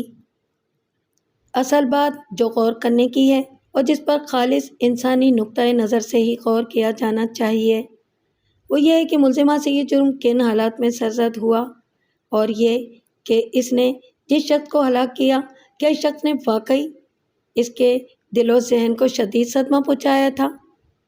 صالحہ عبدالکریم کی جادو بیانی سے ہر شخص متاثر نظر آ رہا تھا۔ صالحہ نے اپنی زبان سے ایک بار بھی یہ نہیں کہا کہ ملزمہ پر رحم کیا جائے، اس کا مسلسل اصرار یہ تھا کہ ملزمہ کے ساتھ انصاف کیا جائے اور اس کی زندگی کے سارے پس منظر کو پیش نظر رکھا جائے۔ صالحہ عبدالکریم کے دلائل ختم ہونے کے بعد وکیل استغاثہ علیم الدین قریشی نے عدالت سے بعض نئے نکات پیش کرنے کی اجازت طلب کی۔ عدالت نے اجازت دے دی۔ علیم الدین قریشی کھڑا ہوا، لیکن وہ کوئی نئی اور قائل کن دلیل پیش نہیں کر سکا۔ زیادہ تر وہ اپنی پرانی دلیلوں کو ہی بدلے ہوئے الفاظ میں پیش کرتا رہا اور اس بات پر مصر رہا کہ عدالت عالیہ سیشن کورٹ کے فیصلے کو بحال رکھے۔ علیم الدین قریشی کے بعد صالحہ عبدالکریم پھر کھڑی ہوئی اور ان سب باتوں کے تفصیلی جواب دیے۔ دلائل ختم ہونے کے بعد جسٹس غفور علی نے کہا، کیا آپ دونوں کو مزید کچھ کہنا ہے یا کوئی گواہ یا نئی شہادت وغیرہ پیش کرنا ہے؟ دونوں وکیلوں نے نفی میں جواب دیا۔ اس مقدمے کی سماعت اب پائے تکمیل کو پہنچی۔ فاضل جج نے کہا، آج سے 2 ہفتے بعد فیصلے کا اعلان کیا جائے گا۔ 2 ہفتے گزر گئے اور آج کمرہ عدالت ایک بار پھر کھچا کھچ بھرا ہوا تھا۔ جسٹس غفور علی آج میرے کیس کا فیصلہ سنانے والے تھے۔ آج بھی یہ حال تھا کہ کمرہ عدالت میں بہت سے لوگ کھڑے ہوئے تھے کیونکہ ساری نشستیں پر ہو چکی تھیں۔ ٹھیک 8:30 بجے جج صاحب کے چیمبر کا دروازہ کھلا اور جسٹس غفور علی نے کرسی عدالت سنبھالی۔ عدالت نے اس مقدمے کی پوری کارروائی سنی۔ جسٹس غفور علی نے اپنی گہری اور بھاری آواز میں کہنا شروع کیا، عدالت نے ملزمہ کا تفصیلی بیان سنا اور جناح اسپتال کے شعبہ حادثات اور ہولی فیملی اسپتال کے اس ریکارڈ کا معائنہ کیا جو ملزمہ کی بیٹی سمینہ سے متعلق، اور اس کیس کی پوری کارروائی کا بغور مطالعہ اور تجزیہ کیا گیا، اور اس کے بعد وکیل استغاثہ اور وکیل صفائی کے بیانات کو پوری توجہ کے ساتھ سنا اور دونوں کے اٹھائے ہوئے تمام نکات کا تجزیہ کیا۔ جہاں تک ملزمہ کی جانب سے قتل عمد کا ارتکاب کیے جانے کا تعلق ہے تو وہ بات متنازع فی نہیں ہے اور خود ملزمہ نے بھی اس کا اقرار کیا ہے۔ تاہم معزز وکیل صفائی صالح عبدالکریم نے جرم کے محرکات کو جس انداز میں اجاگر کیا ہے وہ واقعی قابل غور بات ہے۔ جسٹس غفور علی چند لمحوں کے لیے رکے۔ حقیقت یہ ہے کہ ملزمہ سے یہ جرم جن حالات میں اور جس مخصوص نفسیاتی اور ذہنی پس منظر میں سرزد ہوا ہے، اسے نظر انداز کر دینا نہ تو قانون کے تقاضوں کے مطابق ہوگا اور نہ انسانیت کے تقاضوں کے مطابق۔ ہمارے سامنے ایک ایسی مظلوم اور بے یار و مددگار عورت ہے جسے زندگی نے دکھوں اور تکلیفوں کے علاوہ اور کچھ نہیں دیا، جو بڑھاپے کی منزل میں داخل ہو رہی ہے لیکن جس کا دامن خوشی اور مسرت کی کلیوں سے ہمیشہ خالی رہا ہے، جس کی ساری زندگی شکست و ریخت کے ایک پہم عمل سے عبارت ہے، اور بالآخر جب اس کی زندگی کا وہ آخری سہارا بھی چھن جاتا ہے جس کی خاطر وہ زندگی کے بوجھ کو اپنے کاندھوں پر لاتے ہوئے تھی، تو وہ شدید غصے اور مایوسی کے عالم میں قتل جیسے بھیانک جرم کا ارتکاب کر بیٹھتی ہے۔ ملزمہ کی زندگی سے بے رغبتی اور مایوسی کا اندازہ اس بات سے لگایا جا سکتا ہے کہ نہ صرف یہ کہ اس نے خود ہی اقرار جرم کر کے اپنے آپ کو پولیس کے حوالے کر دیا، بلکہ سیشن کورٹ میں اس نے اپنے موقف کی وضاحت میں نہایت مختصر سا بیان دیا، جس میں اس نے اقرار جرم تو کیا لیکن اسباب جرم کا کوئی ذکر نہیں کیا۔ اس نے سیشن کورٹ میں اپنے وکلا کے ساتھ بھی تعاون نہیں کیا اور نتیجتاً سیشن کورٹ نے اسے قتل عمد کا مجرم گردانتے ہوئے عمر قید کی سزا سنا دی۔ لیکن اس عدالت میں ساری باتیں کھل کر سامنے آ گئی ہیں اور وکیل صفائی صالح عبدالکریم نے اپنی موکلہ کے دفاع میں جو ٹھوس اور عالمانہ دلائل پیش کیے ہیں، ان کی روشنی میں اور خود ملزمہ کے اپنے تفصیلی بیان کی روشنی میں عدالت اس نتیجے پر پہنچی ہے کہ ملزمہ یقیناً خصوصی رعایت کی مستحق ہے۔ قانون کے تقاضوں کو ملحوظ خاطر رکھتے ہوئے عدالت ملزمہ کو بری تو نہیں کر سکتی لیکن اس کی سزا میں کمی کر سکتی ہے۔